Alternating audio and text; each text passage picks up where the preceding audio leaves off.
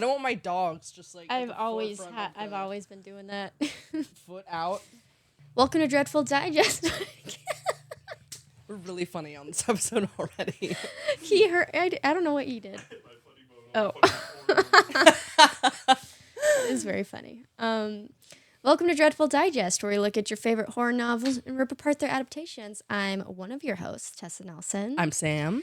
And we are in 2026. New season, new set. Wow. New artwork. New year, new Digest. New us. Yeah. This is exciting. This is a big deal. And what better way to start off this year than with Stephen King's magnum opus. Yeah. That is a good way to say it. It is very, yeah. In this episode, we're just going to be talking about It Chapter 1, but we will be covering It Chapter 2 and the It TV miniseries. Not the new HBO one, but the 90s version. So we will be covering all of those eventually. Like we could do Welcome to Derry as like a Patreon episode. Whenever we start thinking about Patreon, I feel like that would be a good one. I was thinking it would be cool to cover season 1 when the season 2 comes out. Although it has not been confirmed whether it's coming back or not. I feel like it will. It has to. I've so many people I know are watching it. I know. And love it. My For You page is very skewed, but I did see a lot of Welcome to Derry content. Yeah. More so than Stranger Things, interestingly enough. That's not the case for me. Okay. So it's just my algorithm telling me what I want to hear. So, Sam, what is your history with it, if you have any? I kind of don't have a history with it. I remember the movie came out, the first movie with Finn Wolfhard and all the, the modern one, came out when I was in high school. And I remember, like, watching part of it, like, at a sleepover.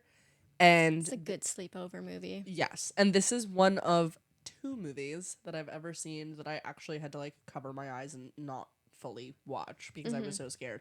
When I watched it for this episode, that was not the case. But, when I was, like, a kid, I also, like, I hear that seeing It Chapter 1 in a theaters was a religious experience, and that it was the most scary movie that, like, lots of people have ever seen. It was a fun time in theaters, yeah. I imagine it was. I wouldn't know anything about that. But, that's like, pretty much my... And, like, I know it's, like, it's basically American classic literature. I know that it's, like, a modern book. I know that sounds weird to say, but, everybody loves... It. Everybody loves the group of kids on their bikes in New England exploring insert scary thing. And that and like Stranger Things are coming out at the same time. It was a good time to be alive. I will say that.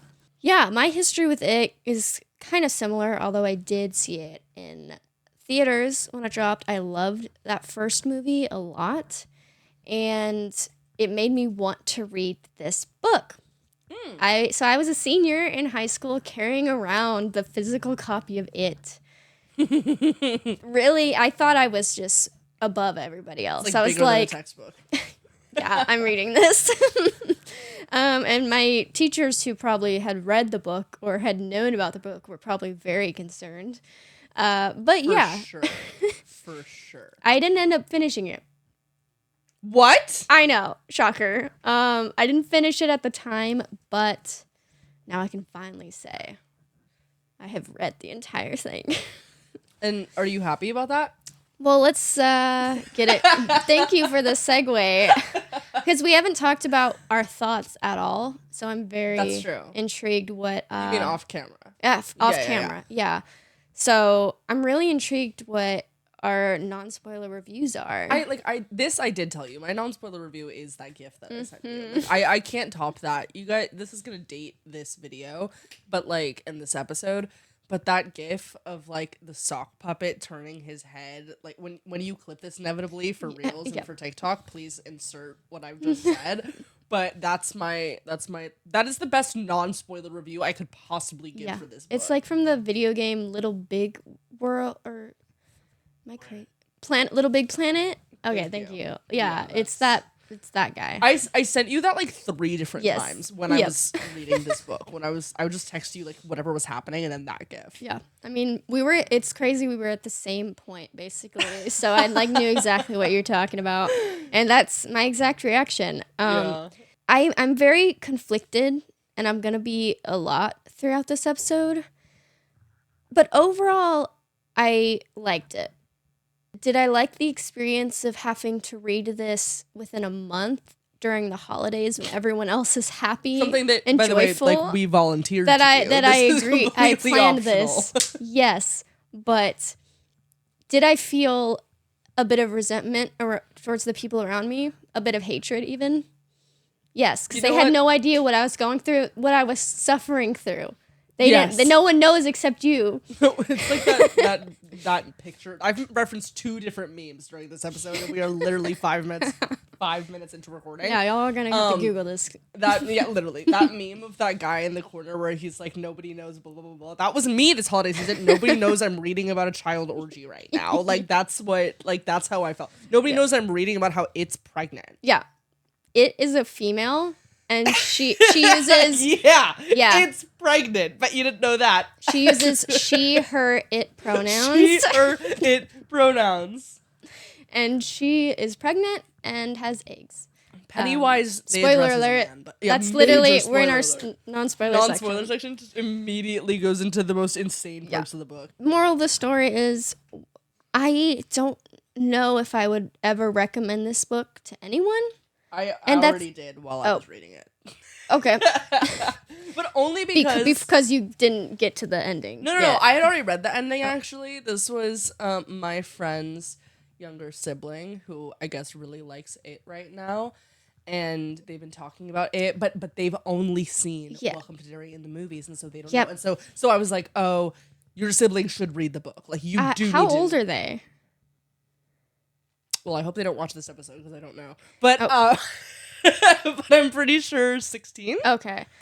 See, and not even because like, oh, they can't read that kind of material. It's more like I wouldn't want to put this on anyone. And the thing, I mean, that's the thing with any Stephen King book is I do have to preface whenever I recommend something. I'm like, these are the things you need to know going in. You know what? Actually, that reminds me. This is my new non-spoiler review. If you don't like the N-word, this book is not for you. If you do like the N-word, this book is also not for you. You need to read some other literature. Yeah, you need to learn whatever's something going on there. Yeah. But if you have a problem with reading or audiobook-wise listening, hearing Steven Weber say it over and over again, racial slurs, this book will be very difficult to get through because, yes, Steven Weber is and it's not Steven Weber's fault. Let's be clear. He signed on. He was like, I love Stephen King for giving me the role of a lifetime. Yeah, literally, for changing my life. Jack Nicholson in The Shining TV show. But yeah, if that's my non-spoiler review. That's a legitimate non-spoiler review of this book, and it affects a lot of stuff. Racism. Yeah. Oh yeah. In the town of Derry. Much they water it down for sure in the adaptations. Yeah, they do. You know, going into all that, would I recommend it? I don't know, but I still enjoyed it. ? I think most of it had to do with the sections of them being kids, but I think he really did interweave the adult sections with it really well, which neither adaptations have done that. Like, I don't want to say correctly, but neither of them have had a second half that was as strong as the first, because I think they split the kid stuff first and then the adult stuff second. I understand why, though. It's just easier to follow to make it chronological. Oh, yeah. It's very difficult to I'm not follow. saying they should interweave. I'm just saying, as a reader, it was a good experience. But let's jump into the synopsis, okay? So, set in the fictional town of Derry, Maine, it follows the Losers Club, which is a group of 7 outcasts who are terrorized by a sinister shapeshifter. He emerges from the sewers in the form of Pennywise the Dancing Clown. They must face their own personal demons as the monster torments them at various stages in their life. So that is the plot of the book, basically. But Chapter 1 just follows them as children. Do you want to learn a little bit about the book? Go ahead. Go. Okay. Why not? Let's do it. Let's hear. So the book was published in 1986. It's a horror novel made by the one and only Stephen King, which I think this might be the only Stephen King book we're covering this year. Unless Carrie magically comes out. I think we did it. And we also got through the longest book we have on our list. Ooh. I don't know if there's anything else longer. So we did it. Hey, we did good. it. Yeah. That means Stephen King on his burner won't be coming after me for my horrible takes. Burner. On his several burners, I assume. Yeah. He just leaves a bunch of hate comments on random people's videos. I assume it's him. Yeah. So the story is told through a non-linear narrative. It alternates between the kid's childhood, the main character's childhood in 1958, and also them as adults in 1985. King envisioned Pennywise as this. The why he brings up the 3 billy goats story over and over again. Yeah. Well, King envisioned Pennywise as a troll living in the sewer system, and he drew the idea of that troll from the book, The 3 Billy Goats Gruff. That's cool. Yeah, so that's how I was kind of inspired with this story. Good job, Mr. King. Yeah. That's interesting. That's interesting. That's interesting. Hey. Dribble Digest. Stephen King and Riot. So the story, it thematically focuses on the loss of childhood innocence and questions the difference between necessity and free will. And I think I really want to touch on the idea of free will specifically. That's why I wanted to bring this up, because I think one of the things I really liked is the fact that these characters are, which we'll talk about more in the main segment, but how they basically are kind of pawns. Like there's other force of good is trying to go after Pennywise, and they're basically using these kids. Really? That's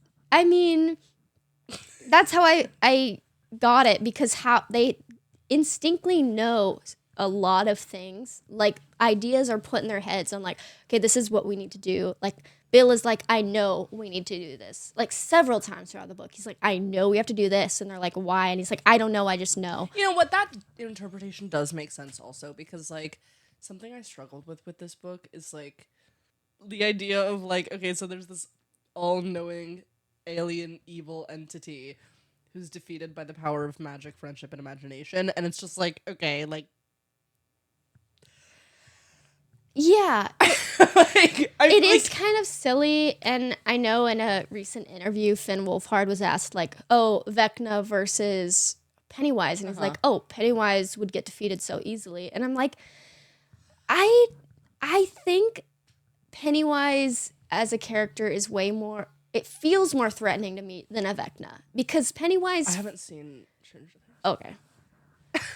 Just in general, I feel like even though I know it's a joke, like, oh, he can be defeated by just bullying him, and like that's he literally essentially just got bullied. It's essentially what happens. But I do think, like, I don't know, it really worked for me. Like this idea of if you really believe hard enough that like I'm gonna use this slingshot on him and it's gonna do damage, and then it does. I think that's really cool.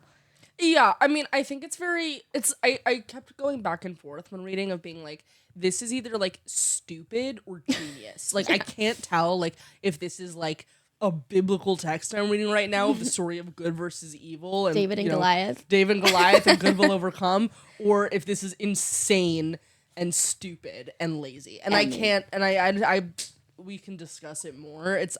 But I do feel like that's the razor that the book sits on. Yeah, that definitely, I did not see that element as much in the film, and that's why I was kind of like, the book makes it feel like these kids were fated for this destiny, and like True. They can't break away from it. They have to be the ones to defeat Pennywise. They were born to do this. And in the movies, it really just feels like they just happened upon this. I feel like there was one instance in It Chapter 1 where Bill is looking at wanted posters. I'm totally blanking. Where he's like missing posters. Missing. Wanting posters. These kids are wanted though. Dead or alive, Not I guess. For jail, but you know. Yeah. And I feel like there was one moment where he was looking at the poster of Betty Ripsum and he was saying something where he finished a sentence for someone else, like they were kind of like connect. I can't remember the exact thing that was said, but yeah, and then the idea of like he needs to say this phrase to get over his stutter, and that's how he's gonna defeat Pennywise too, or like that's gonna help him wound him. Right. And so there's just a lot of elements like that which I found interesting. Yeah. And I still feel like Pennywise is a threat because it's really easy to be like, oh, I would just say he's not real. But I feel like the reason Pennywise has been able to succeed so long is because he's gone after individual kids that maybe had other stuff going on where their lives weren't all that great, and so they were easier targets.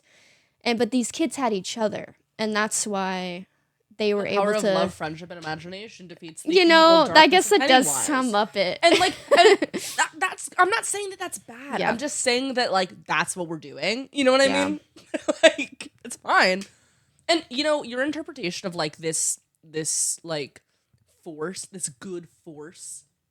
That's why I'm like the turtle. But also he did mention we're gonna be jumping back and forth a lot, guys. But he also mentioned that there was something beyond the turtle, this other. Yes. Because I know this is part of the Macroverse, which is in a bunch of Stephen King novels. I don't know how in depth that is, and like if it's explained what this other force is. Mm-hmm. But I think it gets misinterpreted a lot from social media videos I've seen of like, oh, it's the turtle versus Pennywise, and like I don't know how much the turtle actually helps, or if it's this other force. Does not gaff, but I think I really think he's like, I had a tummy ache. Sorry. This is the result. No, but like the turtle does help Bill.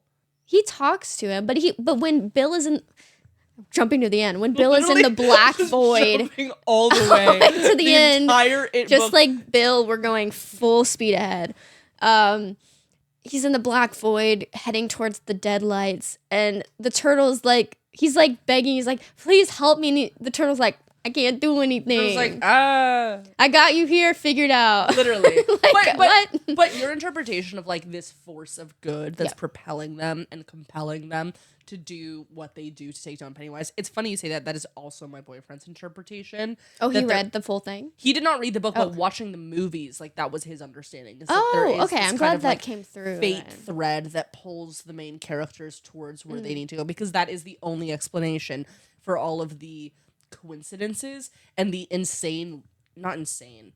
I don't want to say logic leaps. This sounds like I'm being very negative, but like what I mean is like it's the only explanation for why these kids know how to take that step sideways instead of that step forward. Yep, and why Eddie just knows the sewer systems. Like yeah, he somehow just knows... he's able to know the entire mapping of the town. Yeah, from his which Eddie that brain. Kind of. I wish they would have brought that up sooner as like a thing he does. I agree. Because I feel like that did come out of nowhere. Like, but by the way, he's really good at routing. Yeah, and by the way, we're gonna need him to route us out of here, and there's only one way to do that.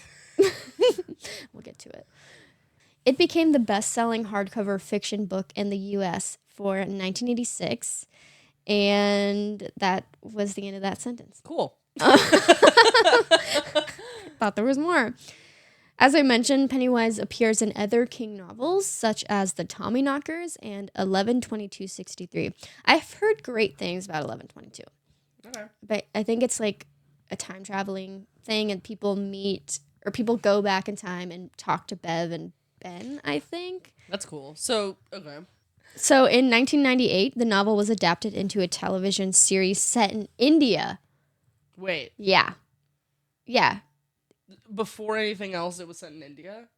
There is like a knockoff version where they basically redid it, but in India.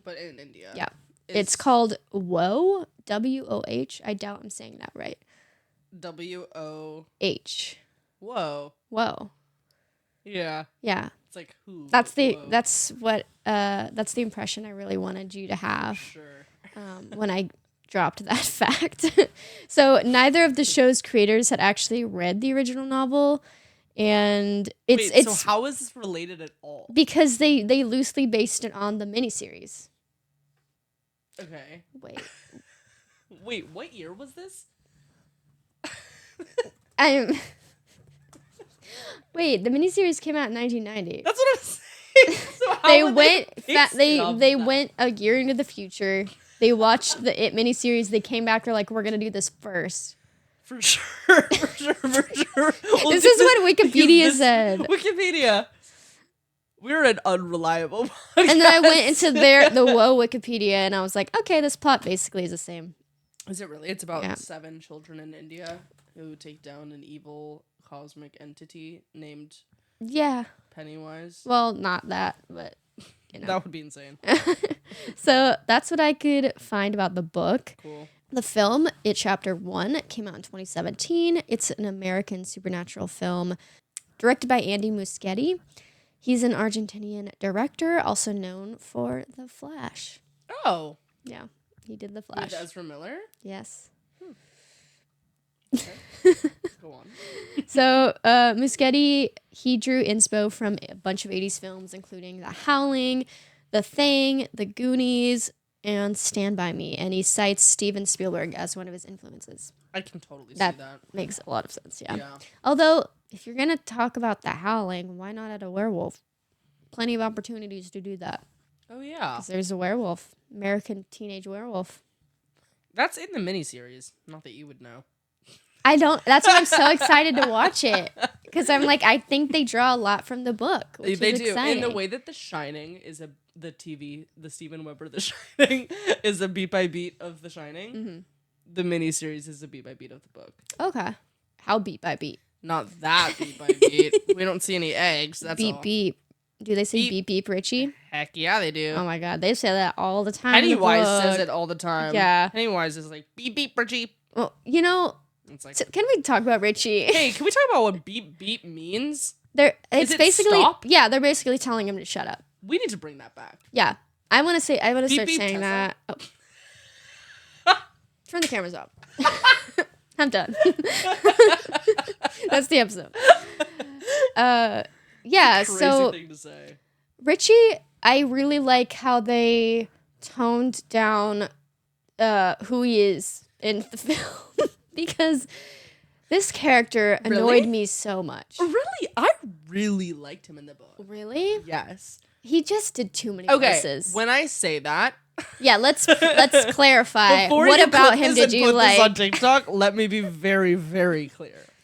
I do not condone the racist actions of Richie Tozier. I do not condone the racist actions of an 11-year-old in the 50s. In the 50s, does not reflect my values. That being said, and I know that it's really difficult to separate things like that, but we're used to it here, unfortunately. You can't read a Stephen King book without having to do a lot of major ignores. Major skips. Yeah, so if you have the luxury of doing so and you're able to, I thought that he was a well-crafted character. I feel like I can't think of many other characters in literature that are like so unique, I guess. Like, I know he's like the annoying, funny one of the group, and like I know that there's a different archetype for that in lots of different like group dynamics, but I thought specifically the whole voices thing and then him becoming like a disc jockey is like a really interesting character path. Yeah. Maybe it's just because it's not in modern books as much because that's not really a normal career path, but like I thought it was really interesting and like more interesting, I think, than a lot of the other kids on the paths that they went. I mean, obviously Ben and his whole architecture thing is that similar. Played a big deal. Yes, but like I also just thought Richie was a really charming kid. Like I just think he's like. They call him Trash Mouth. I like the idea of a kid that like can't like help but like tease somebody else. He does not have a filter. He has no filter. He's which gets him in trouble quite a bit. He picks on the bullies right back, and like they'll be like, "Shut up, Richie!" And he's I do like his relationship back. with the parent. Like his parents are probably the best parents these kids have. Maybe Ben's mom. She seems chill. She's just a single mom doing her thing. She's just doing her thing. Yeah, she's. So yeah, I liked the scenes with Richie's parents quite a bit. Yeah. I'm glad somebody has good parents in this town. Yeah, that's true. But yeah, that's interesting that you didn't like Richie. I really like Richie. I did not like him. I remember loving Eddie and Richie's relationship in the film. I thought that the banter between the kids was really great, and some of the humor really worked for me. But so I was expecting that going into this. Mm-hmm. So when Richie wouldn't shut up, and when Richie would have interesting voices, I was just like, oh, we're kind of skating around it. He said he does a lot of voices of, like, I don't know, how do you even he's specific. Well, we haven't even really explained it. I mean, I'm just assuming that anybody who's listening to this has read the book or watched the movies, but let me break it down. Richie Tozier is a boy in the same, I think he's 5th grade class. His like special skill, or maybe not special skill, but more of an interest, is that he really wants to be able to do impressions and imitations of other people's voices. He's not good at this as a kid, but he's extremely good at it as an adult because he spends his entire life working on it, which is why he's able to host a radio show. And when we first meet him in the book, he's doing like he can just randomly do a JFK impression, like really well. So much so that other people think a different voice is on the phone when he's doing it, you know? However, when he's a kid specifically, one of the voices that he does is stereotypical, I guess black accent is the way to say it. That's not what they call it in the book. Yeah. They call it something much worse. We can't say what they call it in the book, but and he does like Mexican accent. He does. That's also in the movie. Chinese. He does do it in the movie. Yeah, he also does a Chinese accent. British, whatever. Which, okay, Irish. He does every kind of accent. I feel conflicted on this because I think there's okay, obviously he shouldn't be doing that, and especially with the black accent, it's like really shouldn't be doing that. At the same time, I feel like young boys specifically, like before maybe I'm wrong about. This is gonna get me in trouble. Be like, not all men. That's not where I was going with that at all. I feel like it was. I just remember being in elementary school, and I feel like I can remember other kids like doing like racist accents. You know what I mean? And so for that reason, I'm like, okay, it's obviously not good, but I'm not going to say that Richie's character is unrealistic. And he doesn't. Yeah, I don't want to sit here and make excuses, but it does feel like there's no ill intention. Maybe like I don't know. I don't know where I'm going with that. He's not a Henry Bowers. Henry Bowers what I'm trying to say. It's like there is a hatred in Henry Bowers. Yeah, which is genetic. And yeah. And you know what though? Like while we're talking about it, like it's crazy. It's also so like there's like the straight up racism and slurs that are constant throughout. Mm-hmm. The book from our main characters and from our villains. Yeah. Why discriminate? Spectrum. But also the anti-Semitism that specifically is done by our main characters. Which is so crazy too, because I felt like in the book, Stan is like a stand-up guy. And he's really funny. And he's smart. And there's literally, he really should not be in the Losers Club, really. At all. He's got things going for him. He has a lot of things going for him. Yeah. And he's funny too. He's able to take it and like turn it back. But all they say to him is just anti-Semitic like spews. Stereotypes they've heard from their parents. Jokes. It's just like constant. Mm-hmm. And it's like Stan, there's literally nothing about Stan. There's nothing about this is one of the differences I wrote, but in the book he's not a practicing Orthodox Jew. He's like he literally he and his family don't even practice. In the film, they have this whole scene where he's preparing for his bar mitzvah and stuff. But in the book, he's like, yeah, I don't even know what that is. Like, I don't really know. One of the best lines, I think, and I say best, like, I actually do feel like this is a good line in the book before they meet Stan, when they're like introducing him, and I forget, one of the boys is like, oh, like Stan Uris is coming. Stan, nobody really likes him because he's Jewish. And then they're like, and I forget who it is, but one of the other boys is like, yeah, like, my dad told me that, like, Jews have big noses and are super rich, but Stan has a small nose and he's super poor. Yes. And I like that line, actually, because I do think that, like, that's, you know, if we're talking about the theme of, like, childhood to adulthood, it's, like, you know, coming to understand your own opinion about a lot of the things that your parents incorrectly tell you. And whether or not that was a literal thing that was said to that character, I don't remember. But, like, you know, it's, like, that is a breaking down of, like, just accepting what's told to you as you are as a kid and, like, actually becoming an adult, I guess. Yeah, because you wouldn't even have those opinions or know about that stuff if somebody didn't tell you. Right, and it's, like, immediately challenged because of their friendship. And for that, I think that is something I can assign a moral quality as good to. I can't really assign moral qualities to a lot of things in this book, but that line, I think, was good and well-intentioned. That's why it was really conflicting for me to say, like, whether or not I liked it, because there was a lot of it's like moments that I did really enjoy. And I really liked Stan. I felt he and Mike were really undeveloped. Once they joined the group, the other kids, I feel like, have more going on. Yeah. And I wish they did more with Stan and Mike. I agree. And I think it really is a shame. You know, and it's like, we don't even know much about Stan, even from the way he's introduced in the book. We only get his wife's perspective on her life and the brief period of being married to Stan before he unalives himself. And maybe that's on purpose. It's like, we never, because he's removed from the narrative, like, we never ever see his perspective on anything. Yeah. But we just know that he is kind of more prim and proper of the other kids. He doesn't like to be dirty. He dresses nicely. He's like an adult in a kid's body is how he's described. And you kind of see that the actor did a great job in this film. He portrays him perfectly. But I feel like the other characters talk way more than Stan and Mike. Like, Stan and Mike Stan does have some humor. Both of them have some humor. Stan and Mike feel like they are just there to, like, interject sometimes. And then I'm like, oh, they're here.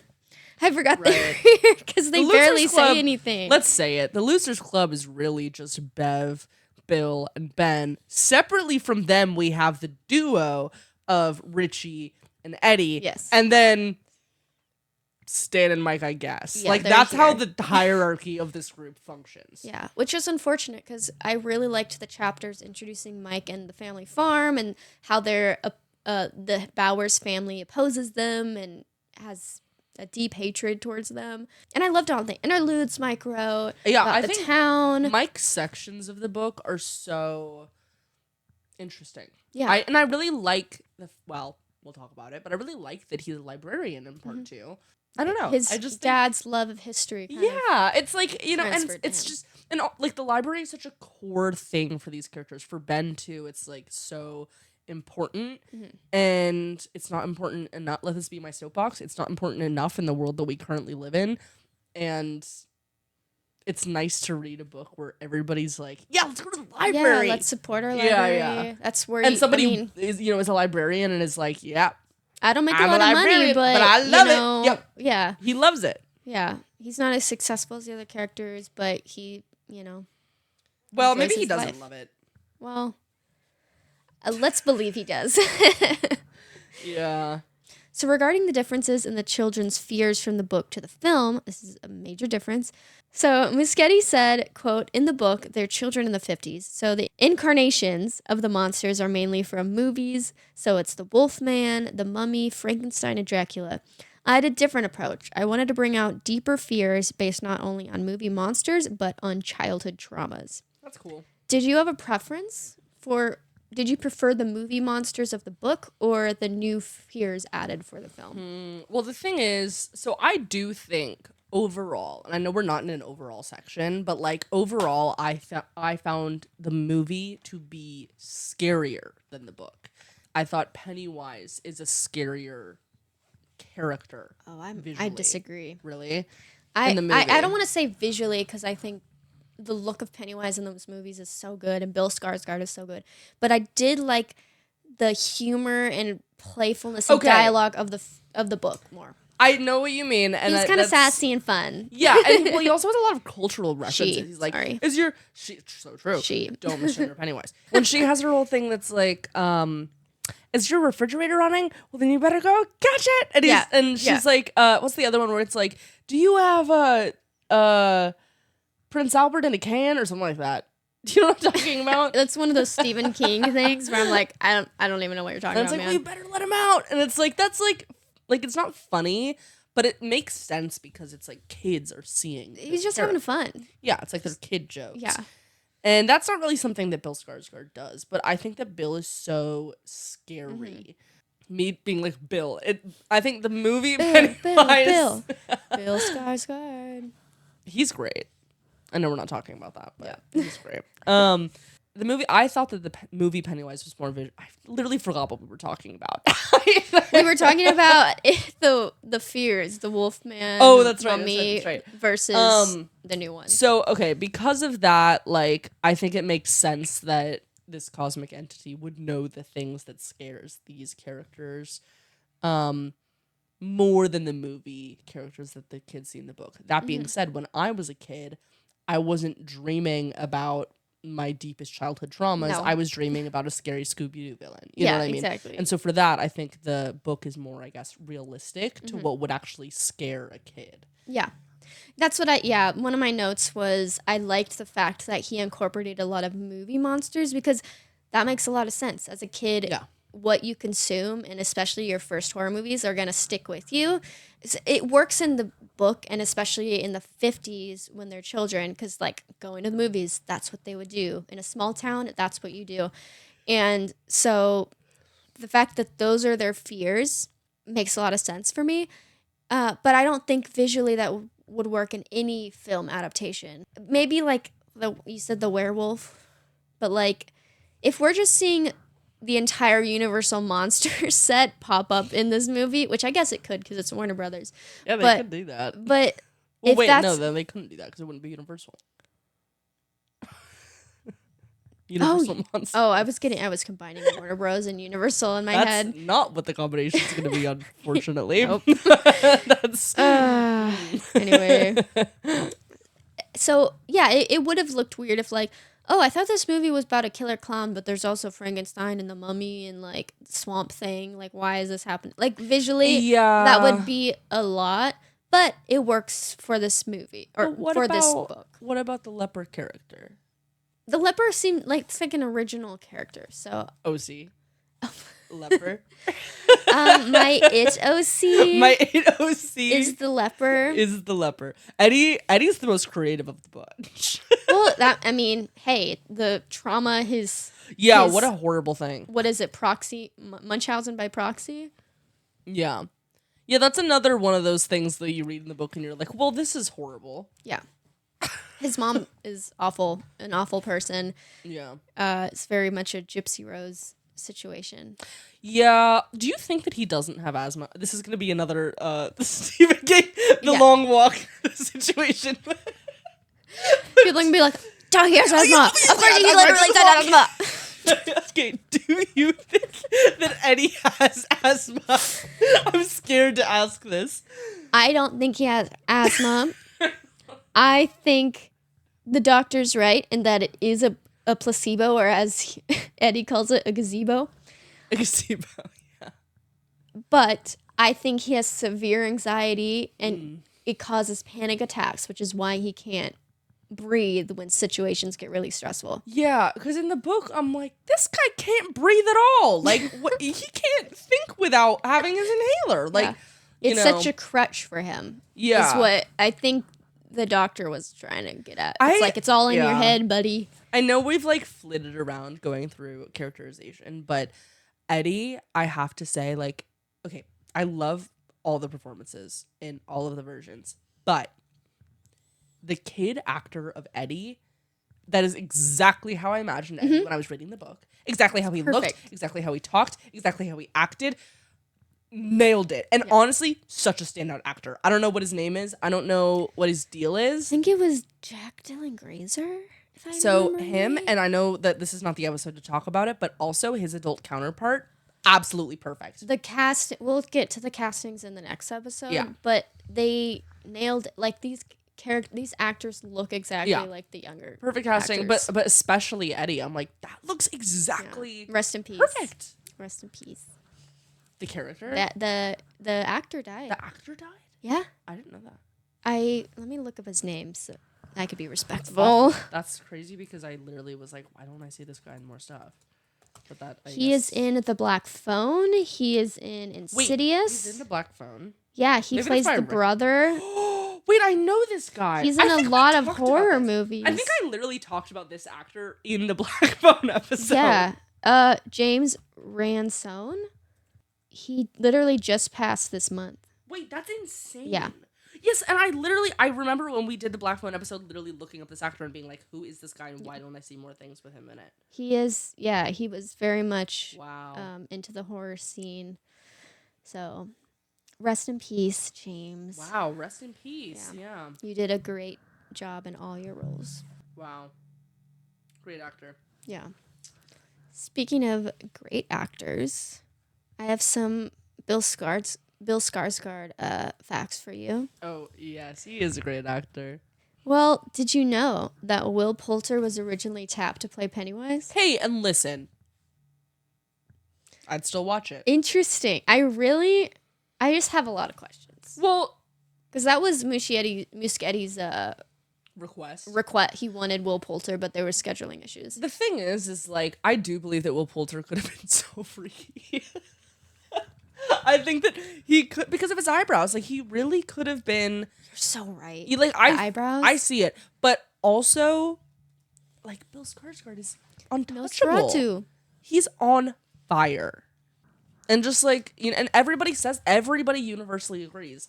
I sound like Trump. Everybody agrees, but like, hey, Bill Skarsgård. Everybody agrees that Bill Skarsgård is amazing as Pennywise, but also a really kind actor. Have you seen all these like BTS videos of like when he like the kids? Yeah, of him with the kids, and he's like he was the perfect casting because he wasn't just a professional actor. He had, it seems like, a sense of responsibility for his role. I mean, obviously a lot of horror movies, like, I assume there's a moral question of how much do we let the kid actors know, but in it you don't really have that question because it's like it is happening to their characters. You can't cut around the things that are happening to the kids in it. So, it seems like Bill Skarsgård was an excellent choice, not only for his performance, but also for like his vibe. Yeah. He definitely tried to make them feel comfortable in between because I was gonna get to it later, but they were pretty freaked out upon seeing him because they didn't see him in the makeup until shooting day, so they had no idea. And he is so scary. Yeah. The fact that he can do those facial expressions is beyond me. It's like the way that he moves his eyes. He can move his eyes. Yeah. I can't even imagine having that physical control. I don't know. And in order to prepare for this role, Skarsgård studied animal programs, including, like, he specifically focused on the energy of hyenas and the lower lip scowl of bears. Wow. He's definitely got the lower lip. Yeah, that's down. So specific, but I know exactly what you're talking about. Yeah, like the lip Yeah. Gross. He also spent 5 hours in the makeup chair to achieve this look. Wow. Which I would go crazy. 5 hours. Yeah. And he also only has 4 minutes of dialogue in the entire film. So it's like 5 hours for and yet that much time. So influential. Mm-hmm. Yeah. Isn't that something? Mm-hmm. Almost through with the facts, but costume designer Janie Bryant spoke of crafting Pennywise's form-fitting suits. She was inspired by different time periods such as medieval, Renaissance, Elizabethan, and Victorian eras. So this film was a critical and commercial success. It was the third highest grossing R-rated film at the time of its release. Yeah, third. Impressive. I don't know what the first two are. And that says all it needs to say. Yeah. The first two aren't important. I imagine the first two are probably like really impactful movies that everybody knows, and we're like, what was an impactful movie in 2017?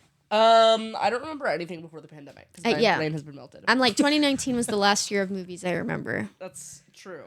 And lastly, a prequel TV show called It Welcome to Derry premiered in October of this year on HBO. And it has Skarsgård reprising his role as Pennywise. This is controversial, but I think they should have had it come out in August. I think they should have had it come out way before Halloween.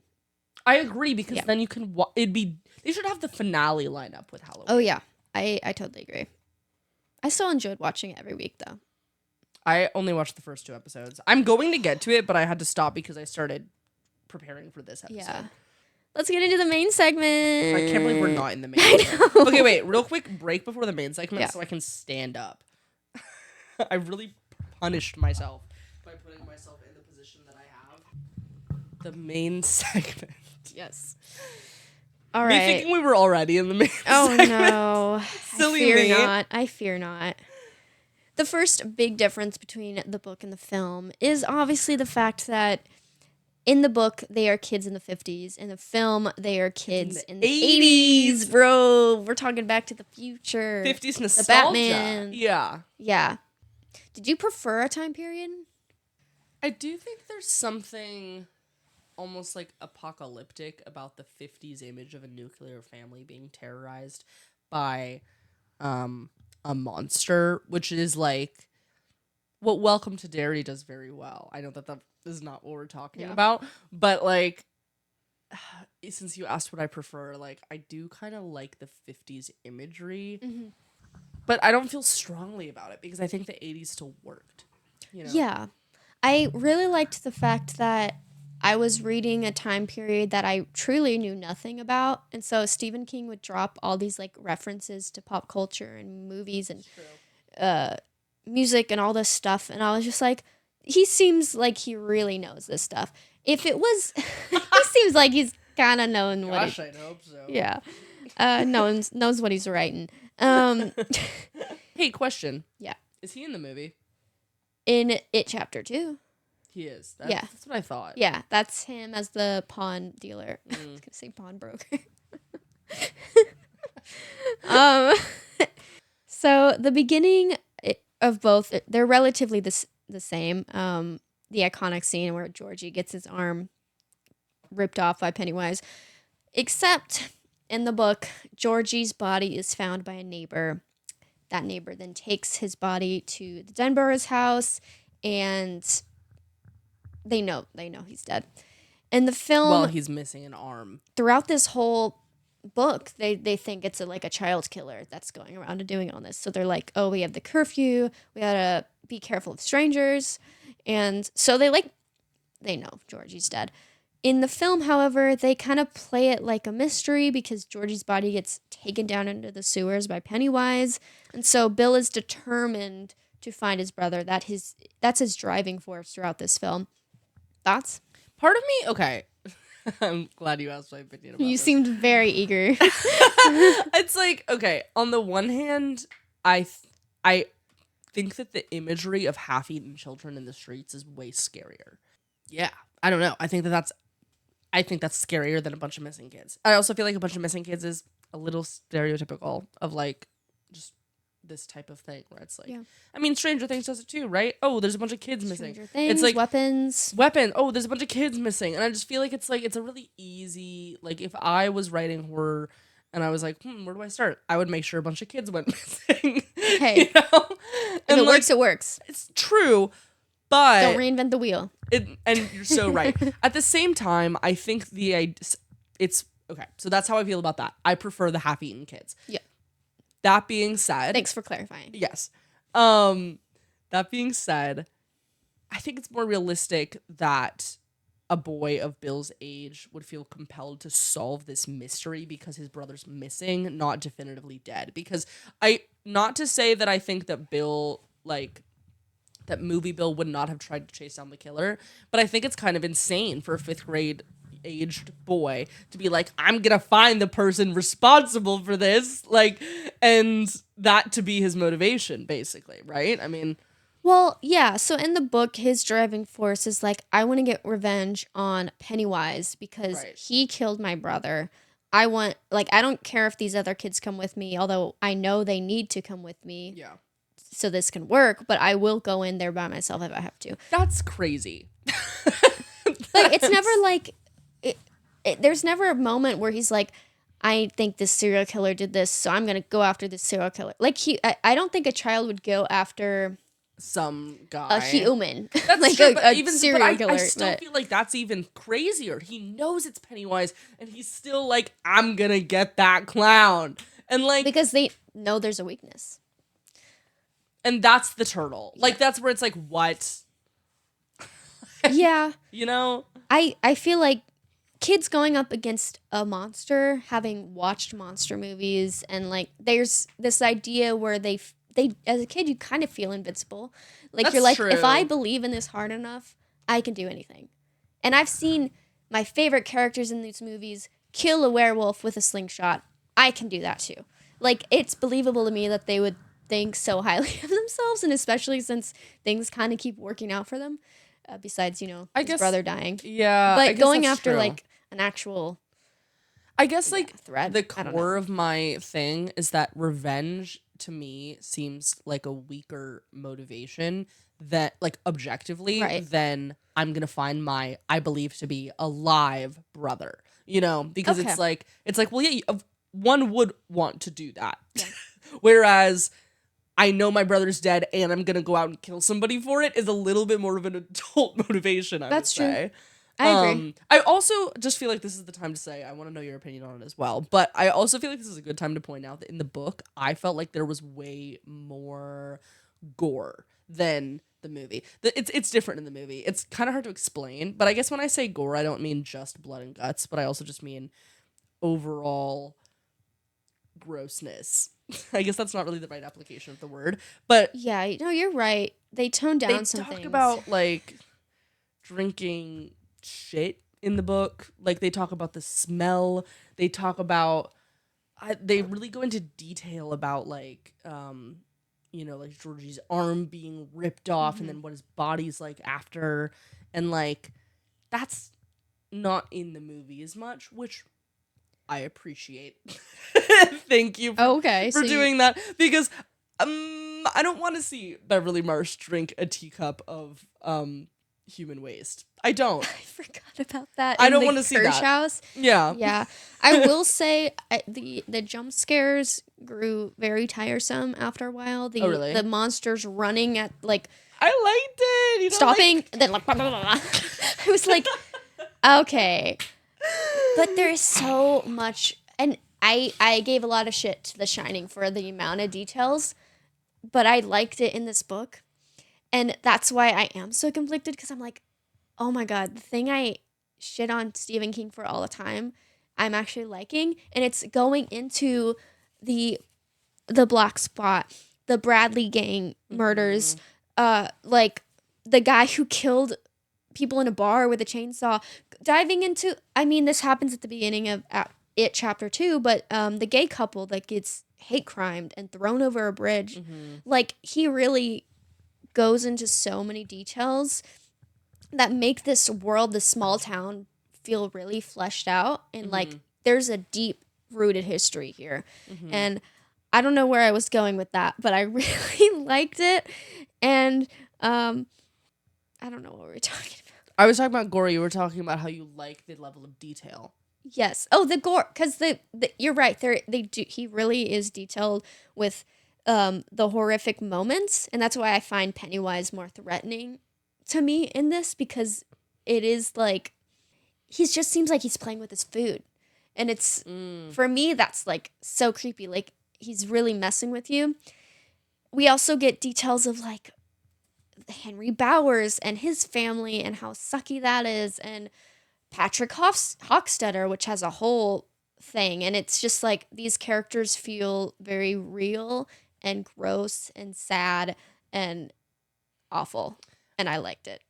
I know that, like, I had to look this up to make sure. And I say characters, and I include Derry, the town, too, because it feels like its own character. So I'm including the history and just the this sounds weird to say my favorite tragedy in Derry, but like I really liked. Let's rank them. But I really liked the going into the Kitchener Ironworks. Kitchener, it's the one that exploded on Easter, and with the head. The head.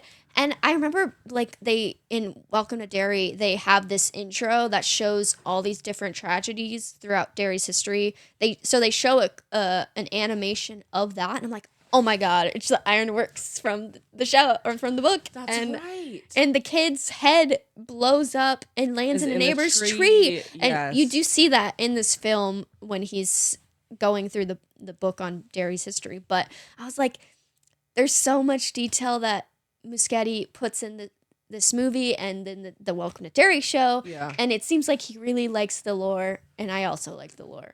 So it was fun to watch the show and read this at the same time. I see that. I also, I already know that I don't know what I'm talking about with what I'm about to bring up, but I'm going to do my best. And I did have to look up what this term meant in order to make sure that I'm talking about it correctly. But, like, King does, especially when talking about Bill, which, by the way, I want to come back to Bill because we haven't really talked about him yet. No. But is he King Stand-in? Well, I mean, haven't you heard? All the boys love him. He's pretty hot for a kid, and, like, he has a romance with Beverly Marsh. And by the way, he's a super successful author when he's older, and anyone who doesn't like him is an idiot. Yeah. He's Big Bill. Everyone trusts him. He's Big Bill, and everybody trusts him, and it's because he's correct. Yeah. All the time. So you asked me, is he King Stand-in? I mean, he knew Pennywise wasn't dead if they would have listened to him. Yeah, so true. Well, so in reference to Bill, I do think the characterization of Bill in the book is pretty wild, especially considering how consistent it is and the way that every single character seems to refer to him in the same way. Mm-hmm. I noticed there's no interpretation of older Bill where he's bald. What's that about? What's that about?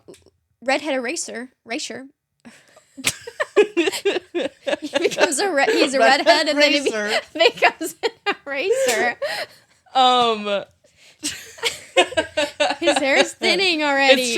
It's true. He mentions that. It's true. So what can you expect? Yeah. He's still got Audra, which is like, whoa, movie star. So he's doing something. I guess so. Yeah. Oh, but okay. In reference to Bill, besides the fact that he's a baldy. Like, when I think in the intro to Bill, when he's like going back into his memories of like his life, and he's like, oh yeah, like I went to college. I don't know. This is not from his POV. It's like Bill went to college, and he was a writing student, and all the other kids were really good writers, and Bill wrote these, like... I forgot about that chapter. Yeah, Bill wrote all these other types of books. Yeah. They didn't like them. They called them pulp fiction. And that's like... So I bring that up because I imagine... Not that I know very much about the genre of pulp fiction, because it seems like something that was historically before my time, but I do think that this book is almost like a homage, maybe, to pulp fiction, in the sense that the gore is so over explored and the action is so intense, and like it is just kind of spectacle, exactly. It's like the most exciting parts and the grossest parts and the happiest parts and the saddest part, and it's like all of that. It's like that's like how the whole book feels. Yeah. I don't know anything about the genre. I don't want to say definitively like, oh, this is modern pulp fiction, because I don't really know about that. But sensationalized content, like that's how I would characterize it overall. And I think that encompasses what you're talking about the wide world that's created for Derry, with all of these high action scenes, but also the extremely detailed gore that I was talking about. It just seems like it's a genre specific quality. This book is like 1,200 pages, 45-hour audiobook. So it is going to be very detailed in a lot of ways. Yeah. And yeah, I mean... And I guess Pulp Fiction typically was more like really short passages in magazines. But I also feel like, again, it's just what this whole book... Going from Bill to Mike, Mike's parents are actually alive in the book.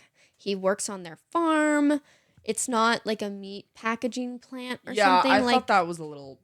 Yeah. That just felt to me very 2010s of like, this is a horror movie. Maybe they literally didn't have access to filming on a farm or something. They had the sheep. They did. No But way. it was like a small little...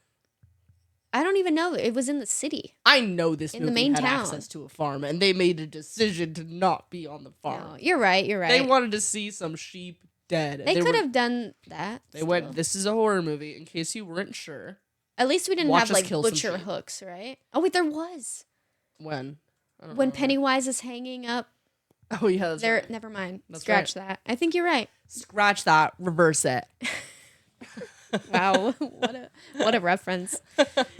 So yeah, his parents are still alive in the book. They did not die in a fire like they do in the film, and his dad also is the one that he survived the black spot attack.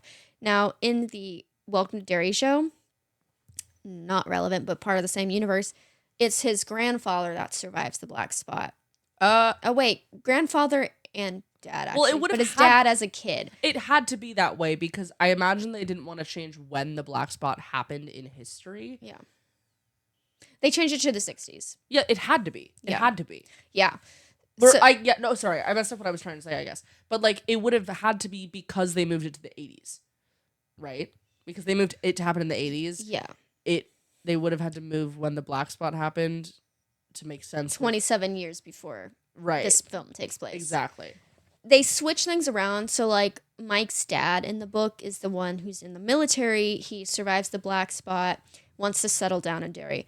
In the Welcome to Derry show, and also part of this universe, Mike's grandfather, Leroy, the one who is wanting him to kill the sheep, he is in the military.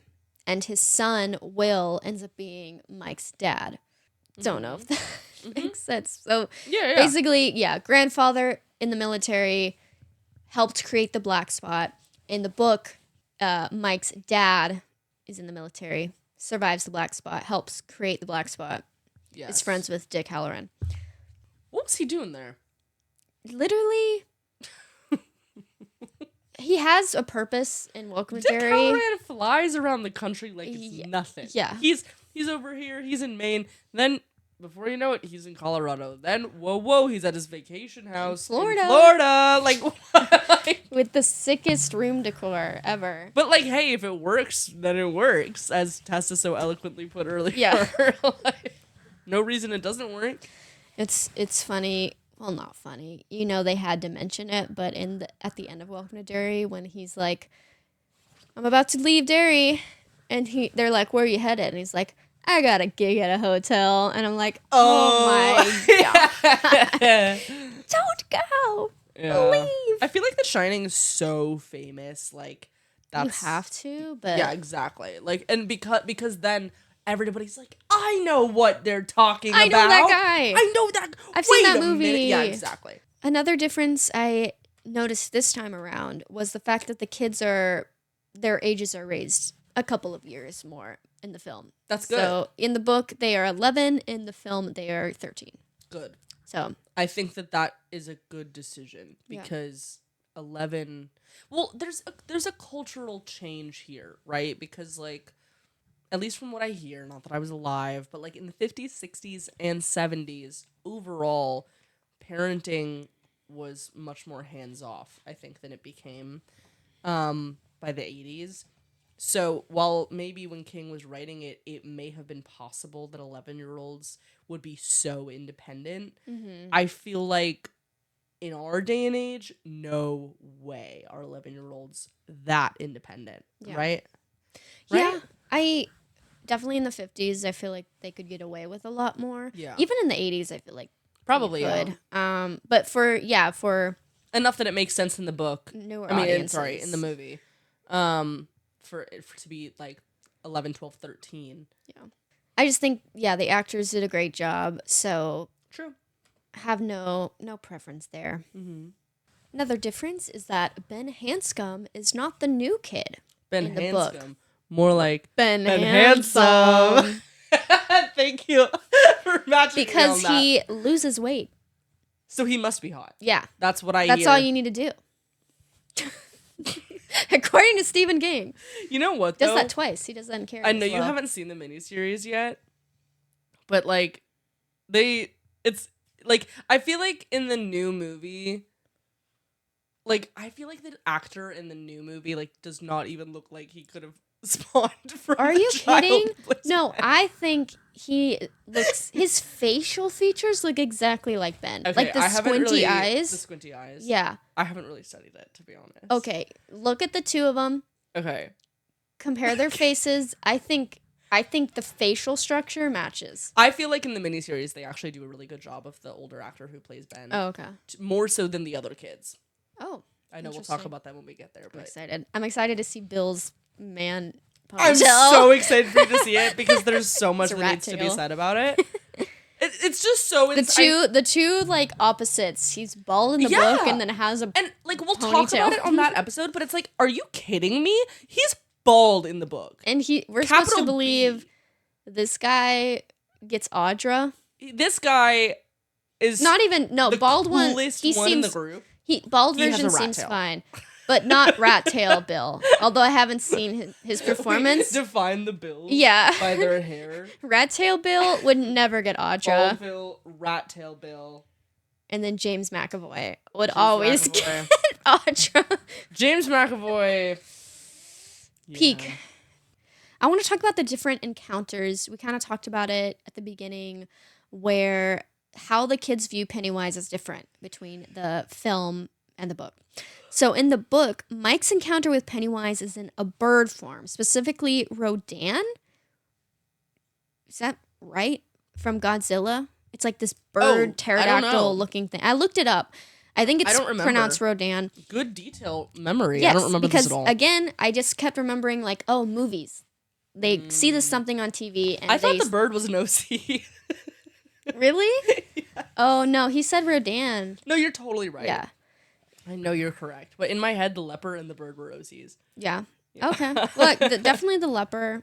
That's definitely not in a movie, I don't think. The leper is in the movie. No, I mean, like, it's not from a movie. Like, it's not. Oh, yeah. It's unfortunately from real life. From his own trauma. Yeah. But yeah, so for Mike, he goes to the old ironworks site, which is run down, the one that blew up in the early 1900s. And a huge bird comes after him. He has to hide. He's chased into this like tunnel thing. And so like that's his first impression of Pennywise. In the film, he sees Pennywise in his grandfather's meatpacking plant.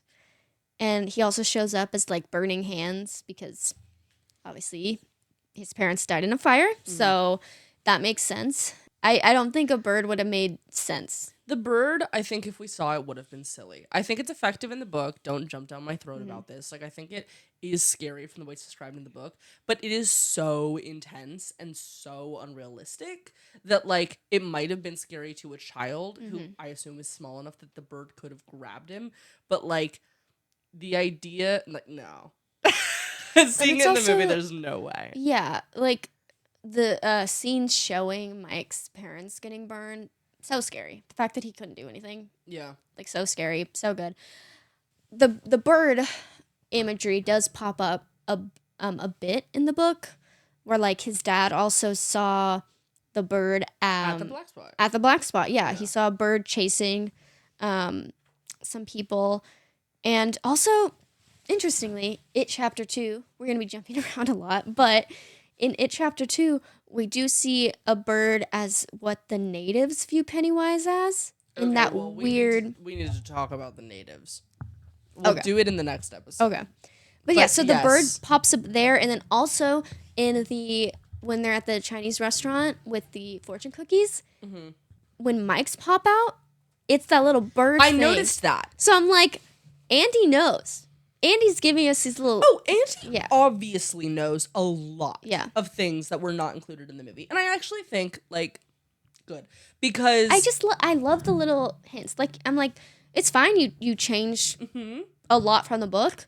But the fact that he gave these little Easter eggs, I'm like, exactly. I love that. That's all I needed. It shows that you know the material so well that you can know it, understand how it works, and change it in a way that is exactly as effective as would be for a visual medium because you understand what the original was intended to do.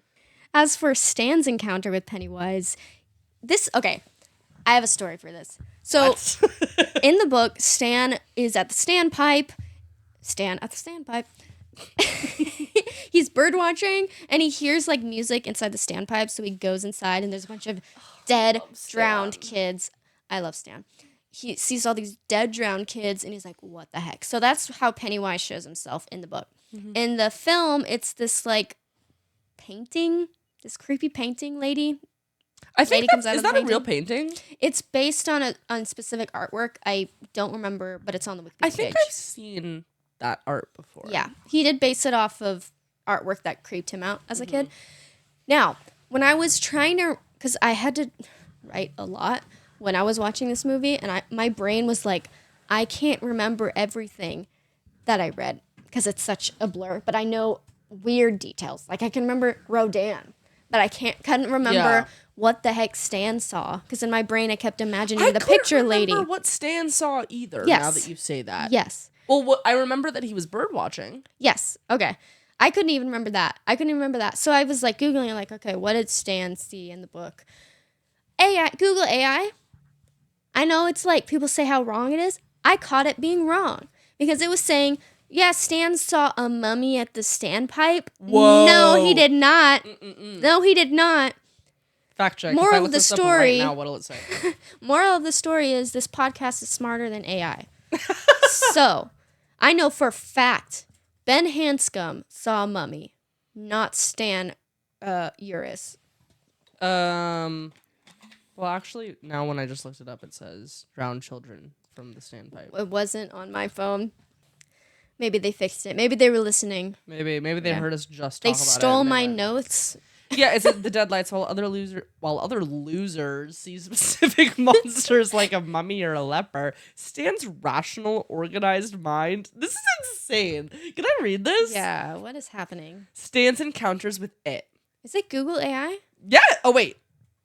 Yes. What the heck? Okay.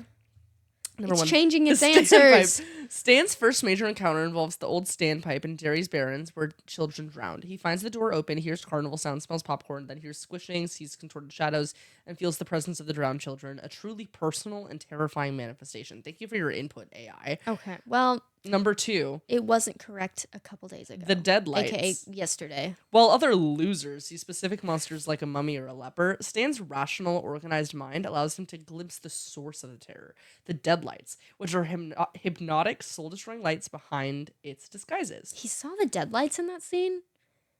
I don't know I about that. don't remember that. Later, when the losers look at Mike's photos of Derry, the images come alive, showing its horror, and Stan is deeply disturbed, repeatedly denying what he sees as he tries to cling to reality. I did like that aspect of his character. He was really adamant that this was not happening. I really love Stan's rational, organized mind. Yeah. Am I crazy, or is that like weirdly like why do they know? I don't know. I think that's silly. So, like I said, Ben Hanscom is the one that sees the mummy. And I think this might be my favorite version of Pennywise in the book because no version has shown this. As far as I don't think the miniseries does this, where Ben is walking home from from school or the library somewhere. He's walking home during a snowstorm. Oh. I think it's from the school because he's helping his teacher out with the books. Why do I remember this? No, you're right. So he's walking home from school and he's by himself. It's a snowstorm. It's scary. He can barely see anything. He looks out over the bridge of this frozen lake, and Pennywise as a mummy is standing there holding a bunch of balloons. You don't see this shadow, which he clocks as the first weird thing. Like Clocked. This thing does not have a shadow. And the boons, the Benson boons. Whoa. The balloons start floating towards Ben against the wind, and he emphasizes against the wind. And I'm like, I don't think you could show that on TV. I don't know how you would do that, but that imagery freaked me out. Like this, like I was imagining like the grabber in the black phone too, when it's like super snowy and cold and like you can barely see anything, and then you just see balloons floating towards you. I think it's so good. That was my favorite version of Pennywise. Yeah. Do you have a favorite version? Like incarnation? Yeah. That's a good question. Spider-Wise is a close second. I liked Spider-Wise. Spider-Wise, honestly, well, Spider-Wise is like, well, yeah, of course, but I don't know. Okay. If nothing stood out to you, I just accept him for who he. I'm sorry, I accept her for who she is. thank you. And that is lots of different things. Yes. Now, in the film, Ben has a different experience with Pennywise. While he's in the library looking up the history of dairy, he comes across that part that's about the Kitchener Ironworks explosion. Although in the film, it's the Dairy Ironworks explosion. He looks at the photo album. He sees these creepy images of a kid's torso or head, exploded kids, whatever, charred kids. So he goes to the, I don't know, lower floor of the library. He's following a balloon, and then he sees this torso run down the stairs, and the kid's holding a bunch of Easter eggs. So he's the kid from the Kitchener Ironworks. So that's what Pennywise shows up for him. Mm-hmm. So literal Easter egg. Mm-hmm. Mm-hmm. Yeah. I don't know why I find Easter eggs. these things fun.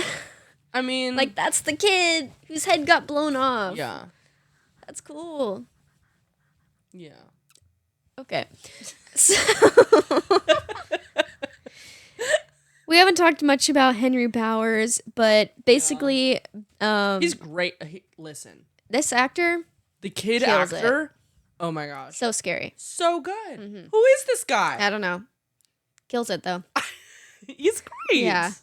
In the book, how Ben meets the losers is that he's being chased by Henry's gang. So that includes Henry Bowers, Victor Criss, Belch Huggins. Yep. Belch Huggins is such a Harry Potter name. Like, he would be a part of Draco's crew. Yeah. So they're chasing him. You get the whole thing where he carves an H into his stomach. Thank God his last name starts with an H, by the way. Because like Hanscom. Yeah, because I was like, yeah, I got this because of my last name, Avi. well, I'm just saying that's like a little bit better than like if he had no H's in his name. Yeah, they're like, why do you have this? Why do you have a random letter? Yeah. Whereas H for Hanscom. Yeah. Well, what's scary is the fact that Henry Potter. Harry Potter. You gotta get it out of your system. Yeah, it's out. So Henry is like even scaring his friends because he wants to write his whole name, not just an H, his whole name across Ben's stomach. And his friends are like, "Are you sure? Like what? Like no." So they're like, they're No. even weirded out by his behavior. Well, they don't even want him to cut him at all, right? They're a little like, ooh. They're like, I thought we're just kidding around. Yeah. Which, by the way, like, if you were one of those henchmen, like, why do you even want to do that? Like, you wanted to run around scaring kids. What are you? Yeah, I mean, what are you? Come on. That's your typical movie bully, though. It's just, I guess it's just so exaggerated in this Well, everything's exaggerated in this story. Yeah. That's the work of Pennywise. Like, he influences like the bad behavior. He makes the bad behavior more. If you have a racist character, they're going to be even more racist. They're so racist. They are beyond racist. And if you have a bully, he likes nothing more than to feed on the fear of and torturing children people. Yeah. for some reason. Yeah. But that's the impact of Pennywise. Honestly, like this is a good time to say this. Overall, Pennywise to me functions in like Monsters Inc. logic. Like needs the fear, you know? Oh, if only he could just contain it in like a container. Well, and also, not actually have to eat Pennywise, anyone. don't you know that you can make him laugh? Like, when are we gonna But get on he said this? the fear tastes better. It's true. Because if his only goal was to eat children, he could easily do that by changing into like, I'm a puppy. This is what's confusing to me. I know some people are scared of. Oh my god. I know some people are scared of clowns, but I'm pretty sure Pennywise in the book has a line about like, well, I know that like kids are like clowns. He did say that at the end. She said that at the end. She said that. But like, I guess I was like, well, yeah, like they do like clowns. So why were you not like a steaming cherry pie? And then you jump up and eat them. Like, why were you something scary the whole time? Monsters Inc. logic. Because you don't know you can make them laugh. I know that I'm exercising a very poor level of literacy. No, that... But at the same time, but it literally is the premise of Monsters, Inc., isn't it? No, you're right. Because I'm thinking, like, he literally takes on the form of Pennywise to attract children. But if he wanted to do that, he could have been anything else. That's what I'm saying, is like, because he could have been looking like their parents. 100%. That'd be horrifying. Yes. Oh my God. And this was my whole thing too, is I'm like, why be scary at all? When like if you're gonna be Pennywise, like this was like, for example, with Mike Bowers, this is kind of why I was thinking about it. Like when Mike is in the mental institution. Henry. Oh. When Henry's when Henry's in the mental institution, and he sees Patrick, or is it Patrick? Or is it Belch? It changes in every version. Okay, I forget who he sees, but when he sees his person, whichever version, he sees his former henchman talking to him. Why is he rotting? Why not just make him look normal? It doesn't matter at all. You don't need to scare Henry. He's your dog. He's your DAWG. Literally, you know. You know what I mean? Yeah. But, like, I mean, it's a horror movie, and it's a horror book, so obviously, like, we're gonna do what we're gonna do, but I'm just, like, by the logic of Pennywise, it's not necessary. I think, okay, so when Henry sees his decomposing friend, he starts apologizing in the book. He's like, I'm sorry, I abandoned you, I ran away, all this stuff. Because he did. He left them to die by Pennywise. He's not a good guy. As a Frankenstein. Yeah. Frankenstein. And he feels like actual guilt. I don't know about remorse, but just like, I feel like a shitty person for doing this. And also like fearful, because he's like, is this thing gonna like attack me for doing this? Like, is he gonna kill me because I left him? Like, then he starts apologizing. Oh, so he did need to be scary. Okay, my whole theory just went up in flames. I mean, no, it didn't, but my example kind of went up in flames. I think it... So, but no, you're right, because Pennywise was using him to get back and, like, have a physical person kill the losers, because as it's mentioned in the book, a physical thing has weakness. Right. So, wait. All living things must fit in the body they wear. It made sense in my brain. Yeah. So basically, he was using Henry Bowers as a human shield because he was scared of the loser's power. But he's like, this guy is a firecracker. I'm gonna just send him to do my bidding, see if he can do it. Right, and it doesn't matter whether he lives or dies. Just go kill him. Yeah, see what damage you can do, weaken them a little bit. I think the reason he used his friends as his form. What was that? Emotional manipulation. Yeah. Was maybe to be like, look what I did. I could do this to you. Oh. It's kind of, because I feel like... So a threat. Yeah, because... As opposed to... I feel like Mike, or... It has to have been Mike, or somebody... I do feel like it comes to Henry's mind at some point, like, he thinks it's unstoppable for a bit, and then he kind of has the realization, like, this guy could do this to me too. Maybe Mike is the one that tells him that, but I can't remember exactly how he comes to that. But Henry's so far down that path, like, he's screwed anyway. Yeah. I think there's that doubt there at the back of his mind, like, oh shoot, did I side with the wrong guy? Like, right, but again, you kind of sided with the wrong guy when you murdered your father, so like, it's a little late to be thinking if you sided with the wrong guy. Right. I bring all this up because how Ben is introduced to this friend group is... Oh my God, that's where we were? Okay. He's being chased by Henry Bowers and his friends, and he stumbles across Bill and Eddie working on a dam. Ben is like, hey, I could help you guys with that dam, and that's You're doing it wrong. He's like, for some reason, I just know innately how to build this dam, so I'm going to help you guys, and then they become friends. I kind of liked that. Yeah. Instead of, like, in the film, it's basically the same, except he comes across the gang, Bill, Stan, Eddie, and Richie, looking for Georgie in the sewers, because Bill is adamant this summer. He's like, we are going to go hang out in the Barrens, not for fun, That's a big difference. Find my brother. Yeah. We're not hanging out in this gray water for nothing. We are going to find my brother. Finding him. This is a small criticism I have, but like, Bill, this is a message for you, Bill. Fictional character Bill. Every single time you see your little brother, it's not him. There has never been a single time since his death that it's been him. Why every single time that you chase him, do you think that it's him? It's never, ever been him.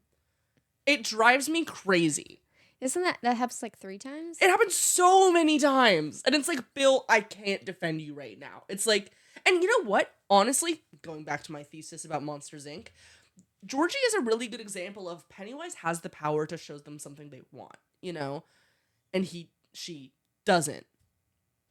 That's true. She shows him Georgie to lure him in. Yeah.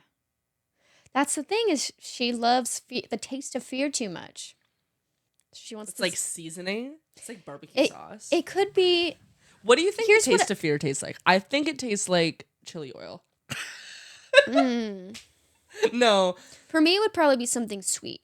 I'd probably go the sweet route. Okay, so you think it tastes like brown sugar? Ooh, yeah. That sounds good. You know what? Okay, so what does the taste of not fear, of happiness taste like? Oh. I feel like happiness is brown sugar. I was thinking, like, why would I want to eat something? Well, that's what I'm saying. Some chili oil. It's like, really brings out the flavor. You know what I mean? Yum, yeah. Or like hot honey. Hot honey. I think hot honey is the taste of fear, you know? Because if I was Pennywise and I was like, okay, this pizza's really good. This pizza that's this child is really good. But how could I make it better? Hot honey makes it better. Ooh, ranch. You think fear is ranch? To finish my thought. Go ahead. I think Pennywise uses the clown to, like we said, lure kids in.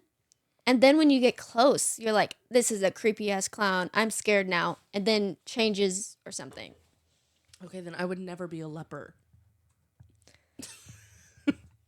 If a kid's afraid of lepers, you're going to be a leper. Yeah, at the last second, I'd be a leper. But to get him, like, there, I'd be like, hey, I'm a speaker playing rock and roll because it's the 50s. You know? Yeah. I'm a guitar. Come play me. No, the logic doesn't make a whole lot of sense. And then, just kidding, now I'm a leper. Hot honey. Hot honey is the leper. No, hot honey is the fear. Oh.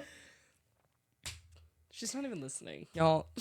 I just don't know where this conversation has gone. Okay, where are we? Patrick Hockstetter. Patrick Hockstetter is a character that I kept on TikTok. People would be like, oh my God, there's a child orgy. And people would be like, what? You know what's worse than the child orgy is Patrick Hockstetter, which I would disagree. Patrick Hockstetter, those chapters didn't really freak me out, but whatever. He basically is this psychopath child who thinks he's the main character and everyone else is fake. And he loves killing flies and putting them in his pencil box. Like assaults his peers. Yes, he grabs girls and they don't like sitting in front of him. Yeah. He killed his baby brother. When he was 5. He suffocated the baby. And then the thing I kept hearing about, the fridge. Everyone's like, oh my God, the fridge. And so I was like, okay, what's going on with this fridge? Yeah. He would put live animals in the fridge and leave them in there for them to die. So what's weird about this is I don't actually feel like that's psychopathic behavior. Hear me out. It's not that that's not crazy. It's that I thought the stereotype of psychopaths is that they kill animals, not leave them to die. I mean, that's the same thing. Sure, but usually isn't the whole bit that they like to kill the animal? Well, I think it works because he in his mind is like, they're not real. I'm the only real thing. They're just they are there for my entertainment. But wouldn't you use them as entertainment? Then you wouldn't lock them in the closet. For him, seeing how they die is his entertainment. Yes, but he's not even seeing them how they die. No, he's just seeing like their body, their evolution, I guess. Yeah, he's just like, checking up on them. Oh, is it going to be dead this time? Nope, the dog's still alive. I just Go think back that's in there. weird, and I don't think it's weird in a oh, that's so scary way. I don't think it was scary. I'm like, this is kind of typical of not this exact scenario, but like this kind of character. Yeah, is very much not even just in horror, but in real life. There are psychopaths like this. right. Where their thing is that they kill animals. Yeah. For me, a child orgy is way Hey, so how do weirder. you kill a fly with a ruler? You go like, is that what you do? I don't know. He must be fast, right? Maybe that's the point. Is that it's weird. Yeah. 'Cause I don't know. everyone's like, oh, his green ruler. And I it's didn't like, think this stood out for me. oh, I do think him killing his sibling was scary. And just out of nowhere. Because it's like, he is such a side character who doesn't matter at all. And then it's like, by the way, this guy, freak too. Yeah. And it's like Town of Freaks. Yes. He joins the Henry Bowers friend group later in the summer. And he presumably is, he can't be a total psychopath. Or maybe he is. I don't know. But he is into question mark Henry? No, not even. Like I think he just likes I think he the just wants to act try. of Yeah. sex in any way. Yeah. I think because But he's bothered when Henry is like, I'm not gay. yeah, he does actually have emotions in that moment. He's like, he gets frustrated. He's like, you are Like, gay. You're gay. Us not talking about the scene at all. It's just like You're gay. he jerks Henry off is basically what happens. Can this even be on the internet? Like, I mean, obviously that can be on the internet, but like, I mean, like in our Spotify episode, can talking about that scene? I don't know. And Beverly Marsh is watching the whole thing. She saw it, yeah. You do get these elements of like Bev being interested in sexuality throughout the book. And I think it gets introduced first because she starts developing feelings for Bill, but then her mom is like, has your dad touched you? And she's questioning. Like, she doesn't know what that means. Yeah, she doesn't know what that means. And it keeps lingering in her brain. And Which, then, by the way, like my understanding of the book is that he has not until the scene where he's going to check her. But in the movie, I feel like it's implied that he was consistently. I feel like in both, he was on the verge.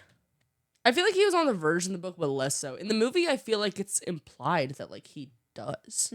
I could be wrong about this, but that was one difference that I felt was clear was that like, but I don't know.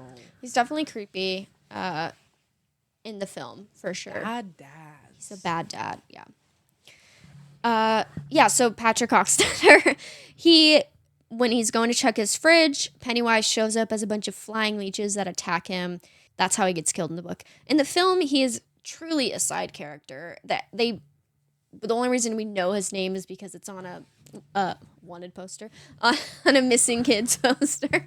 And when he's chasing Ben, he goes into the sewer, gets killed by a bunch of dead kids. And that's essentially Patrick Hockstetter in the films. Yes. Another difference is that both of Bev's parents are actually still alive in the book. Her mom and her dad. What's that about? I liked the fact that the mom was alive. Me too. In the film, when it's just her and her dad, it is more scary because she has no one else. The mom is like almost this one bit of hope. Her mom is like the one parental figure that is decent to her and cares about her. However, the mom, either she's so oblivious or she's turning a blind eye, which I think it's the latter. Yeah, I agree. To what's happening. Yeah. So that sucks. So yeah, in the film and also in the spoiler alert, Welcome to Derry TV show, the mom ends her life, and so it's just Bev and her dad living in that little apartment. I feel like it's an unnecessary thing to change. It really is just to make it like where she's stuck. Like she has no one. There's nobody who can help her. No one who cares, yeah. Last thing about the beginning, about these characters. Yeah. I remember when these movies were coming out and people were like upset that Ben was sharing the history with his friends instead of Mike. Hey, agreed. Why are we robbing Mike of his coolest stuff? I will say, Ben does love the library in both. Okay. He does Sure, love no, the that's library in true. both. However, Mike is the one who, I don't even know if he's like super into history as a kid, but his Mike dad. has a thirst for knowledge that Ben does not. Yeah, Ben's too busy like Let it be writing said. poetry on postcards. Ben is there because he's alone, because his heart is full of wounds. He doesn't think he's alone. Mike's but he mind is stronger than the other children. Okay. Yeah. That's why he He becomes seems a tougher librarian. for sure. Because he's like, this is not enough. I will find the first edition. I will find a true source. Ben wasn't doing that. I don't care. He didn't care. Next. I'm sorry. Go ahead. That said, Mike in the book does share his dad's photo album with a bunch of old photos of Derry. He's also the one writing the interludes, and he contacts the losers as adults to be like, hey, things are happening. You guys need to come back to town. So that's the difference there. Ben, he likes the library in the book. And that's kind of Ben likes the library. He also we have to keep going. He loves that glass. It's been 2 thing. hours. We need to Okay. keep on. This is gonna be longer than both movies combined. I know. Bill's first encounter with Pennywise is actually in his brother's photo album. So he's looking through his brother's photo album. Pennywise makes the images move. It's pretty cool. I think that's in the miniseries, so I'm excited Cool. to check that out. Yeah. But for Bill Denborough in the film, he like Sam said, he sees his dead brother. Do we want to dive into the whole Bowers farm versus Hanlon farm situation? I actually don't know where to begin with that. I don't remember much about Okay.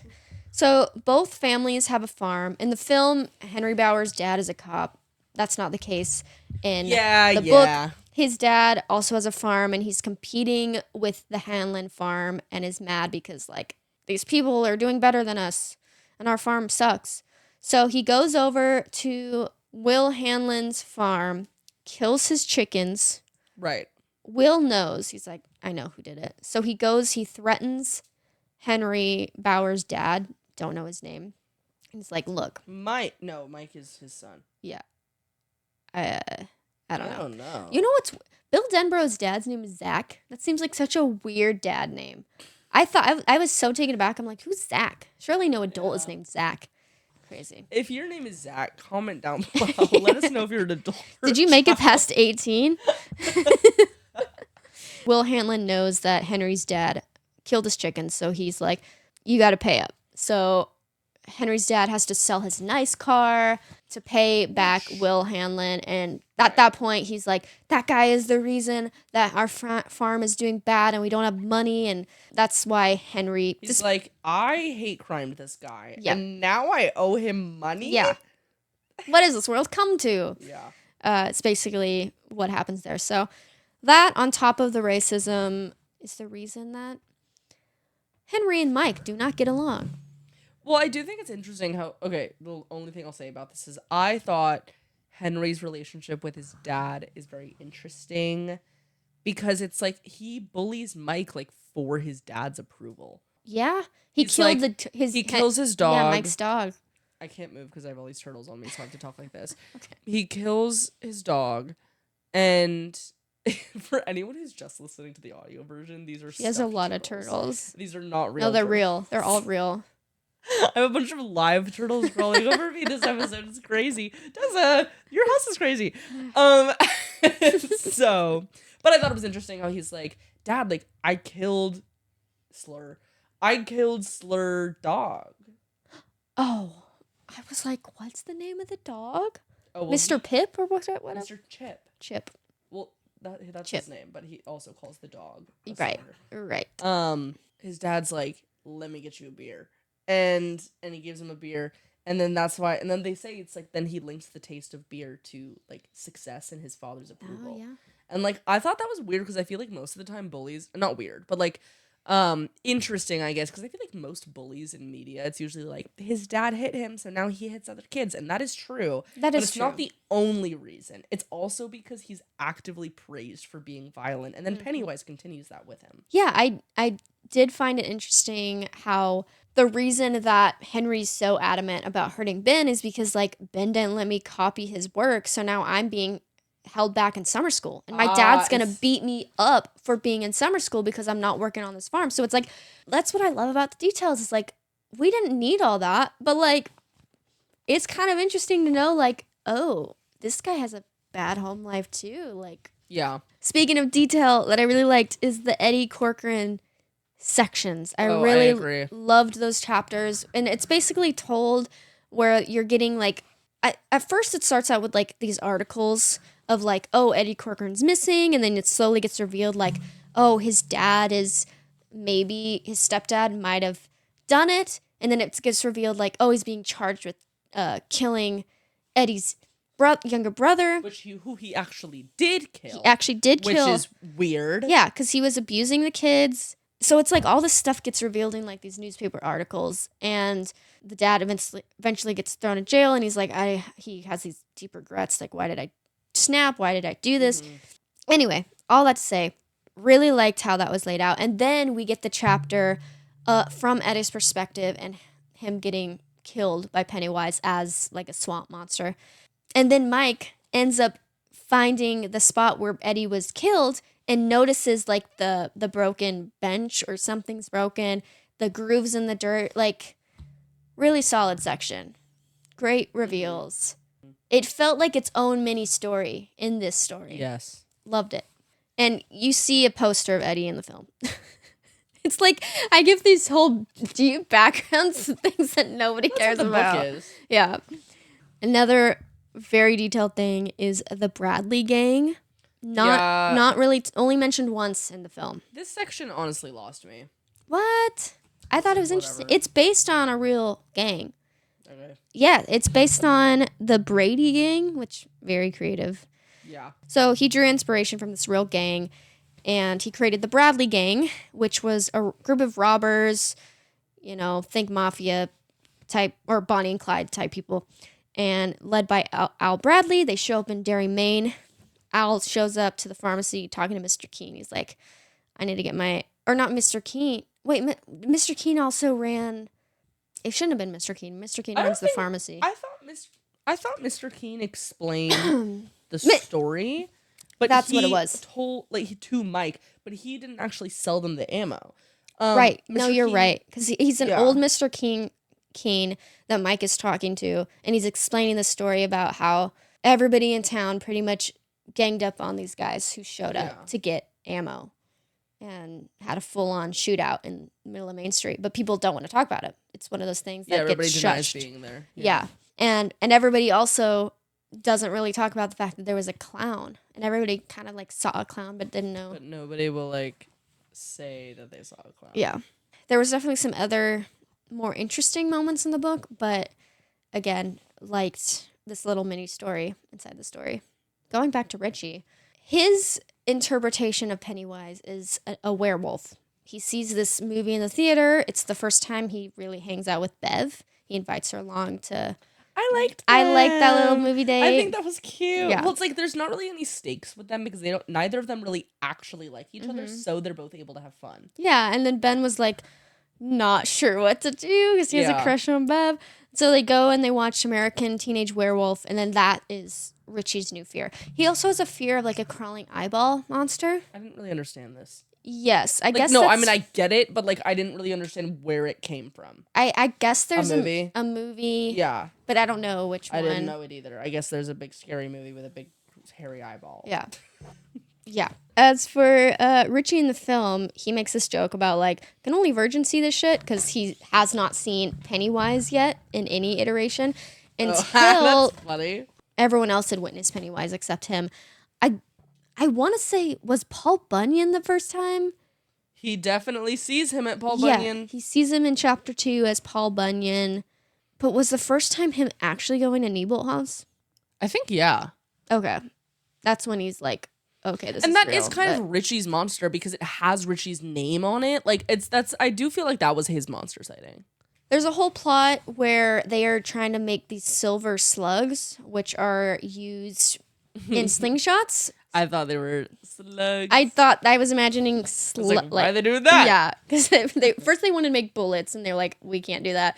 Let's make the next best thing. So they use Ben Hanscom's silver dollars, make them into little silver balls for the slingshot. This shows up in the miniseries. What? The 90s miniseries. Oh yeah. Yeah. Doesn't happen in this. It takes a long time. They take forever in their planning of going to Neighbor House. They don't just randomly go on a Tuesday. They like plan. These kids are smart. They take their time. Yeah. So they're making this weapon because in their brain they're like, well, kids use silver against monster in movies. So like, duh, it's gonna work for us. Bev is the one that has the best shot, so she is the one in charge of using the slingshot. She uses one on Pennywise, the other she misses, and then she's like, everyone's like, shoot it. And she's like, I don't have another one, but I'm gonna shoot it anyway. With a fake slug, she manages to hurt Pennywise. I thought that was cool. Because it's about friendship, love, and imagination. Yes. And in the film, they use a fire poker that Bev just happens to find on the ground. Sure. Okay. Why not? That could be in the sewer. They're not in the sewer yet. Wait, what part are we talking about? They're in Neighbor House when they first fight Pennywise. Oh, that could be in the house. No, totally. It's Love, just friendship, and the power of imagination. Anything could be in the house. no. Why not have a 100%. bomb? And then it comes back in the second movie where she's like, this kills monsters. Why don't they have more weapons in there? Literally, it makes sense in the book when, I guess it makes sense in both versions, where the second time they're going to confront Pennywise in its lair, they go in there by happenstance because they're being forced in there by Henry Bowers. They're like, okay. But also, we feel like today's the day, so we're going to do it. Right. Now, as adults, I would think they would plan or like bring weapons or something. Right. Instead of just going in again with holding a book of matches. Right. Into this dark Because they do that voluntarily, don't they? Yes. Audra's not even in there. Audra was taken, yeah. No. In the book. In the book, not in the movie. Not in the movie. No, the movie's different. They enter through Nebel House, through the well. Yeah. They don't go through this whole sewer system. How Eddie breaks his arm is also different. In the film, he breaks his arm during their confrontation with Pennywise. Mm-hmm. In the book, Henry Bowers and his friends find him walking around downtown. He gets his arm broken, and we have a few chapters of him in the hospital. We get more of his mom and her overbearingness, so we get more of that dynamic. Yes. And him kind of learning, like, maybe my mom is not a good influence on me. Maybe she sucks. One thing I did not like about the film, but I get why they added it to the film, was the fact that the gang splits up at a certain point. They all go their own ways after the confrontation with Pennywise. They are mad at Bill, and I get why. Well, in the book, the reason is because they're not all at the same hotel, right? So they have to go to different places. No, that's as adults. As kids, they never split up. Right. They are like in it for the long haul. Stan is a bit wishy-washy, but he's still there. Right. In the book or in the film, they have basically a third act breakup where they all split up, go their own ways. Yeah. You know, Stan has his bar mitzvah. You got who else? Eddie's right, they're like, let's take a break. Yeah. Yeah. Eddie's healing with a broken arm. Richie's at the arcade. Like, they all split up, and that comes to play in chapter 2. But I liked the fact that they never split up in the book. I agree. Dumb fact, but Eddie learns about placebos from Mr. Keene, his pharmacist, not the pharmacist's daughter. Preferred. I liked that conversation. Yeah, it's a tough conversation, but it's also more impactful because it's coming from an actual adult. Yeah, because with the daughter, it's like she could be totally be lying. Yeah. Yeah. And she probably was, to be honest, because she lied about other stuff too. Oh yeah, she sucked. She was a bully towards Bev, and yeah. Another thing I did not like: Beverly does not get taken in the book. She is not a damsel in distress like she is made to be in the film. In the film, she is basically the reason the team reunites again. She gets taken by Pennywise. They have to reunite to go rescue her. In the book, does not happen. She's there fighting with them along the way. We're at the ending, Sam. This is gonna be the hardest thing I've probably had to try to explain. Oh, well, I think it's not clear. That's because it's something that can never be visually done on screen. I don't think. I feel like they did a damn fine job. Basically, the final confrontation with Pennywise makes sense from a Hollywood movie standpoint. Of like, we are gonna physically fight. It's gonna be a monster fight. Yeah. It's a lot more like. Sure. That's an interpretive way of explaining it, but trust me, like, that's what it's like. Watch the video version to get whatever that was. Yeah. Because I don't even know. I don't know, man. It's in your mind, it's in your soul, it's in your eyes, but your mind's eye. You know, it's just like, it's around you, you're experiencing it. He's in the deadlights now. Okay. That's the book version. I like how they did the deadlights in the movie, though. I think, yeah, it looks cool. Yeah. In the film, you know, they go down to the lair, they rescue Bev, they start hitting Pennywise around with random stuff, and at some point, Bev, wait, is it Bev? No. Bill shoots him with the gun, Mike's sheep gun. Yup. And that's how he gets killed, quote unquote. Yup. Let me try to explain the book version of events. They go to the lair. They know that they have to perform the ritual of Chud. Now, what is the ritual of Chud? The ritual of Chud is basically this idea where you and your enemy bite tongues, and you both then joke around and basically roast the other person and try to make them laugh. The person who laughs loses. Sam just did an interpretation with it of that with the turtle. So Bill telepathically bites Pennywise's tongue. Right. They're doing the Chud. They're doing the Chud in the Mine Palace. Pennywise is also a spider. Pennywise is also a spider. Lady spider form. She is preggers. She's pregnant. This is the closest interpretation of its true form that the kids could possibly imagine. This is not its true form, but as humans, we can't even comprehend how cool they are. Yeah. I'm using they. Use the they to describe Pennywise. That's crazy. So she's pregnant. She's pregnant. And by the way, lest we forget, they only start using gendered language towards Pennywise when they find out that she's a woman. Yeah. In the book. Because it can't get They're pregnant. She's a woman. She's a woman? Well, in that case. The horror, though, I think that worked for me. The idea that, like, oh, this thing's gonna lay eggs? Are you kidding me? That's scary. We're gonna have more little mini Pennywises? I think that'd be kind of fun. Hey, who's to say that could not happen? Can you imagine little baby clowns running around? Do you really think Ben killed and crushed every single egg? I think not. I think he probably missed some. He had to. There was Bill did that. Hundreds. Ben did that? Ben did that. Ben did that. Yeah. Okay. Anyway, as kids, fighting Pennywise. Bill and Pennywise spider. Hey, their why minds did Pennywise start giving birth?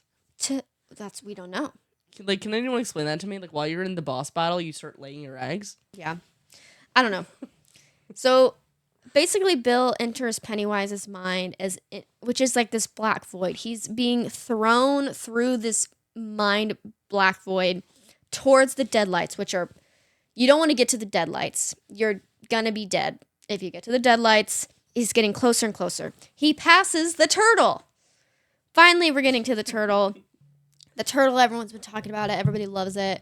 The turtle basically is the reason Pennywise exists and why our universe exists. The turtle has a bunch of galaxies on its back, and it barfed up our galaxy and Pennywise accidentally. He explains the turtle explains all this to Bill. He's like, you gotta fight your own battles, kid. Literally, that sucks. He's like, yeah. The turtle's like, oh, sorry. I want to sleep now. I'm sleepy. Bye. Pennywise also thinks the turtle's dead because it's barely doing anything. It's like the Dumbledore of. I know what you mean. Yeah. Anyway. Force for neutral good, but ultimately does nothing. Yeah. Basically, Bill starts getting real angry, and Pennywise, I don't remember their conversations. He's able to weaken Pennywise through the ritual of Chud, says his line about the ghosts and the posts and all that, whatever. He slams his fists against the post and still insists he sees the ghost. That's not right. Oh my god. Close. Yeah. Close. Here's Pennywise with his words. And Pennywise goes away, hides away. He's able to escape Pennywise's mind palace, goes away. The spider web. Oh yeah, his lair, her lair, big old spider web. The kids are trapped in the spider web. It starts crumbling now that Pennywise is. The kids think are dead, and then they leave with without getting hurt really. But Bill, he's like, I really think Pennywise is still alive, and they're like, no, we got it. I think we nailed that. Yeah, we did it. Am I missing anything? Nope. Okay.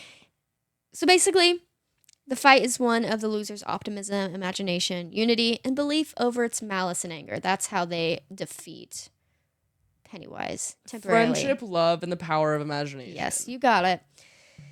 We don't get none of this in the film. We don't get no turtle, no cosmic force, none of that. And yeah, then they have to escape the lair through these sewers. Eddie gets lost. Do you want to take over? No, I'd like you to continue, actually. Because I really can't explain it. This is the scene everybody talks about when they talk about the It book.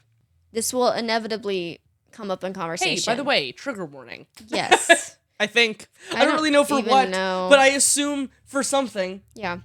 So because Eddie, who apparently knows the in and outs of this sewer system, their connection is weaker after fighting Pennywise. And so he doesn't know how to get out. What connection is that?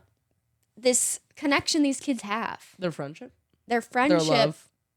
The power of their imagination.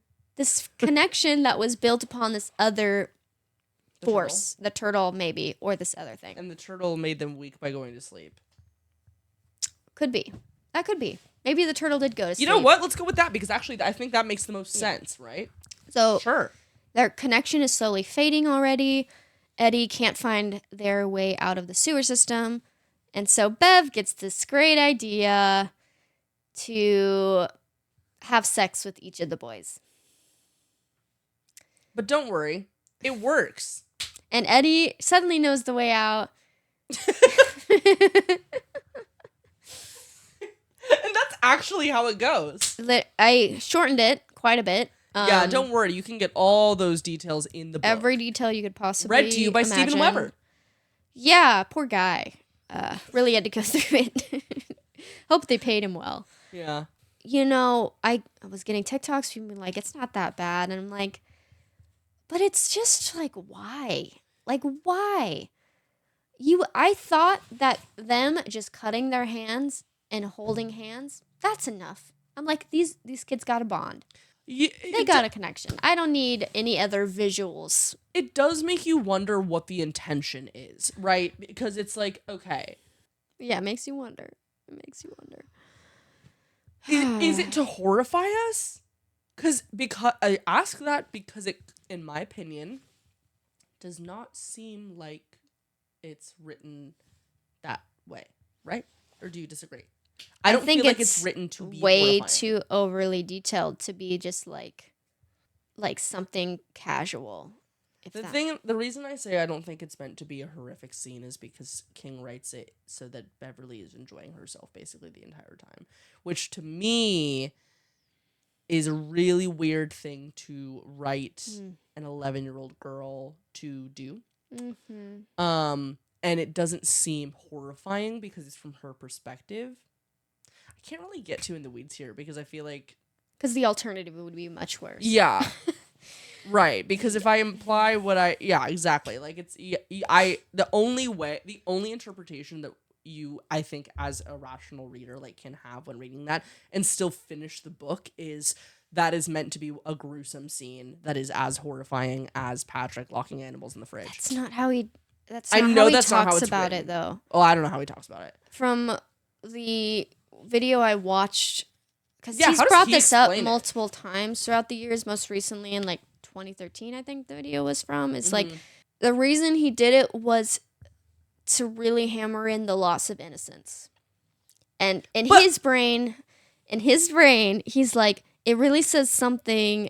He goes along the lines of this. He's like, it really says something that people are more horrified by this scene compared to kids dying. Whoa, that's an insane take. He has a lot of those. He does, as we've learned. That's okay. I'd like to argue this one. Oh yeah, go for and it. Then we will be done. Yeah, and we can hear your take as well. Okay. My take is that is horrifying. As a woman, I can't imagine. And like Steven writes that it's her idea, that she's doing this willingly, and that she's enjoying herself basically the entire time. And we're talking about a child, an 11-year-old. We're talking about an 11-year-old girl. Maybe you can make the argument of Stephen King's thing where for the boys that it was a loss of innocence thing, but for Beverly, I just don't think that's how one would write such a scene for any consideration for the sexual counterpart, right? And I think that's just a surface level take. Yeah, I think that's the reality is about it that much. That's just like, that's not how it goes. No. You know? The reality is he seemed not sober when he was writing this. Why doesn't he just say that? And I read it. Let's redact it. You know what? Let's do an edit of this. I literally can't think of any reason to include this. It just doesn't make truly sense. And it doesn't, because you have this girl who sex is being almost not forced in like the literal way, but like at a young age she is kind of being told from outside people and just, I guess, society at large, I don't know, about this foreign concept that she doesn't know about. And she's like slowly being introduced to these feelings and these ideas. And for her to be like, let's go, let's get it on. It's like, well, what? And like when she's an adult, and I know that this, I guess, would be in theory in part 2, but since the scene doesn't happen at all, we wouldn't talk about it any other time than this one. But like when she's an adult, she's horrified. She's like, wait, what happened? And she gets like hit with the memory of what happened. And she's like, wait, whoa. And then Bill's like, no. Like, it wasn't that bad. But like, I don't know how it couldn't be. How couldn't it be? She doesn't remember it. No. Like, and you know, and the whole point is they lose all this memory because it's so horrible, right? Mm-hmm. And also because that's what happens when you're an adult. Yeah. But because everything is so traumatic and horrible, they can't remember anything. Beverly does not remember this moment happening. Well, what does that say? They don't remember even the good moments. They don't remember being friends. To be fair, they forget. Well, they remember Mike. They forget because he tells them. He's like, my name's Mike Hanlon. I dropped that argument then. They forget everything. But yeah, it is a scene that I knew going in, I was like, okay, prepare yourself for this. But maybe it won't be as bad. Maybe it's like a page. I didn't know. And how long is it? It's several. It goes on for a while.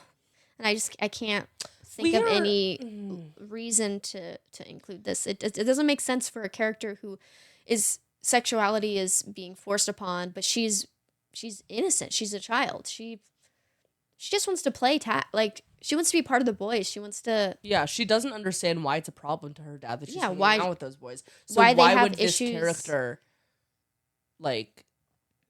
Yeah, they even have her like being like, why can't I be a part of the smoke ceremony, which we never talked about, but oh yeah, because this doesn't come up. No, not in the film at least. Mm-hmm. Why don't I just?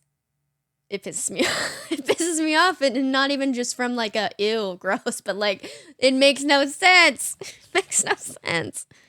Yeah, I don't know. I didn't know that scene was gonna be in there when I read it. Okay, I at least was prepared, so I feel bad for you. I told Emerson this story earlier. I kind of knew, but like I saw this tweet where somebody made mention of the fact that Stephen King wrote a scene with a child orgy, or like I guess it's not technically an orgy, but like for all intents and purposes, a child orgy. And being like, what? He did that? And I was like in the middle of the book. And I like didn't know that it was that book that they were talking about, and so I was like, "Wait, that's crazy!" And then I kept listening, and then it was like literally the next chapter was the child orgy. No, I was like, even reading the book, I didn't know it was gonna happen. Wow. No, I knew, and so I was like, when is this gonna happen? Like, I have 2 hours left of the audiobook, and it hasn't happened. Like, how are they gonna fit that in there? They cram it in there. It's crazy. This podcast is like. It's such a love-hate relationship with this author. True. Obviously, we have things on the set that are like from his books and movies and stuff, but like, and some stuff really works, and then it's things like this that make you question. Not to go out with such a bummer, but yeah. And on that note, I mentioned this, but in the film, they basically kill Pennywise with Mike's sheep gun thing, and it's not loaded, and this is in reference to I think the book where Mike's like, wait, it's not loaded, but Bill shoots it still does damage to Pennywise. I think that's in reference to the slugs still doing damage even though they weren't there. Good thought. Yeah. Last difference, it's actually Stan who has the idea to cut their hands. Yeah. Stan the man wants to cut their hands. Not Bill. Not everything's about you, Bill. They really water him down. They really give him nothing. And I think it's a shame because it's like, I don't know, they're like, oh, he was so scared of everything. But he wasn't. He was like, literally was like, I'm not afraid of being afraid. I'm afraid of getting dirty. Literally. That's literally his characters, like, or not having control, or like those ideas, not necessarily a spooky monster. Yeah, and I just think it's a shame because, of course, he's the only character who ends his own life early of the group. Yeah. And it's like, why are you doing that to that character? Like, he did have, like, a really... Like, even when he's a child, I feel like they don't really write him to have the courage or characterization that he has in the book. I mean, he is one of the characters that he's more he kind of wants to leave. He doesn't really want to be there. He wants to ignore and push away the idea of Pennywise and like, we can just be normal kids. And that does come up in the film. That is still a part of his character. So I get why of the characters Stan would be the one to like, I'm just going to take myself out. But then they at the end of the film, it's like, he gives them all a letter. Well, we'll get to that in part 2. I know. But it still kind of applies where, like, he used his, what AI said about his rational mind to do that. And it's like, okay. Rational mind. And he the only way, the future. To take down Pennywise is if I'm out of it. But, like, I'm like, you weren't even that weak. You weren't a weak character. You weren't, like, the weak link. Right, exactly. So why do you think it would be better without you? In fact, it's worse without you. It is. At least in the book. I don't know. Whatever. Those are all the differences I could find. And I'm sure we missed things. Well, I know we missed the whole smoke thing, but that's fine. Honestly, that'll come up. I wrote that for honestly, chapter 2. Enough. I know there's more, but enough. Yeah. I have a couple questions for you, Sam. What would Pennywise show up for you? What is your... What a horrifying thing. And not even like an adult fear, like what would be your childhood fear, you think? Oh, that's a really good question. Two very different things. I wasn't kidding earlier in the episode when I said that I had nightmares about Scooby-Doo villains. Okay. The conservative, or the Confederates from that one animated movie. Remember the zombie Confederate soldiers? No. Oh. That's scary. That's what I'm like. Was that your... about that tonight. That was in your dreams? No, I don't even remember which character. I think there was like, I don't know. There was like a zombie probably or something like that. But also I was growing up super scared of the paranormal. Okay. Like just in general. I was super scared of ghosts, specifically like poltergeists and stuff like that. So probably some sort of ghost would be how Pennywise would show to me. What about you? I think as a kid, probably The Grudge. Oh, really? Would have shown him as The Grudge. Or I think, honestly, Giant Spider. Nailed it with that. Like, the way they described it, especially in the book. Pennywise, be yourself, girl. Yeah. You're scary. You don't need to change for anyone. Be yourself. All right, second question. What do you prefer, the book or this film? Movie.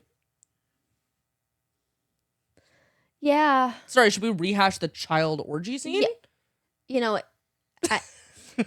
the thing with this book is just like the characters, you forget. You forget things. So,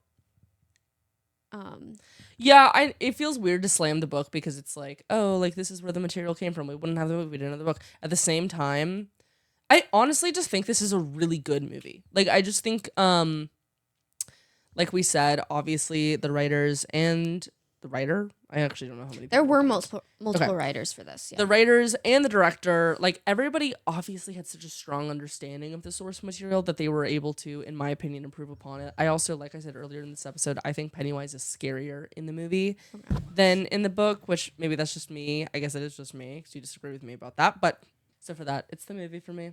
You like the book better? I don't know. I don't know. I'm stuck because I loved the film in high school. When I first watched it multiple times, was a movie I'd love to show people. Mm-hmm. It doesn't hold that special place in my heart anymore. I think because I was close to those kids' ages when I watched it. And now I threw it on yesterday and I was like, and maybe that was because I was all about it this whole month, reading the book, watching Welcome to Derry. So by the time I got to this, I was like, I don't really care anymore. Yeah. So that probably played a huge influence. So that's why I don't know. Yeah. Well, I will say I won't read this again. But I also really vibe with it. So yeah. Okay. I have just two this versus that's for you. Okay. Arcade versus movie theater. Like, what should I rather go to? Yeah. Movie theater. Yeah, I figured. Yeah. Hello. What about as a kid? Movie theater. Movie theater still? Yeah, I didn't really go to arcades as a kid. Oh, I did it a few times. I don't want to spend all that money. Yeah. To be honest. I was like, movie why theater, would I'm going to lose. You get popcorn, you get totally soda. It's an experience. My friends were there. Like, yeah. I'm seeing movies. I feel like I'm part of something cultural because I know people have been doing this for a century, you know. Agree. Last one. Would you rather travel through those sewers under Derry or go into the Neibolt house? Specifically from the film. Is Pennywise there? Oh, yeah. Oh. He's going to be in either version. Well, the house. Really? That maze of a house? Then the sewers? They're both mazes, actually. Yeah, they're both mazes. Are scary. And the sewers, I'm with Eddie on this. They Gray stink. water. They stink. Yeah. Ew. They only have matches. They can't even see anything. If I'm going to be in a scary situation, let it be the one where it doesn't smell bad. And where you can actually see where you're going. Yeah, that's a fair point. The movie did not play up the sewers enough, I fear. I agree. The sewers were that's up. the whole thing about, like, you know, what I was saying earlier about how gross the book is. There's so much more talk of how gross everything is. Yeah. I loved when they're playing in the dam, they're building the dam, and then Mr. Nell, this like Irish cop that Richie loves to make fun of, he shows up and he's like, you guys know how this sewer system works? Like, this is gray water. You're in the water that toilets and, not toilets, but like showers and sinks use. Like, and I just loved that reveal where they're just standing in the gray water. They had no idea. Yeah, they're like, oh. Cute. Yeah, anyway. That's our episode. Yay! 3 hours. Woo. Have fun editing, Tessa. I'm going to have so much fun. Next episode, we're going to be covering It Chapter 2. So make sure to check that out. You can also follow us on @DreadfulDigestPod on Instagram, TikTok, Facebook. And yeah, we'll see you in the next episode. Bye. Bye.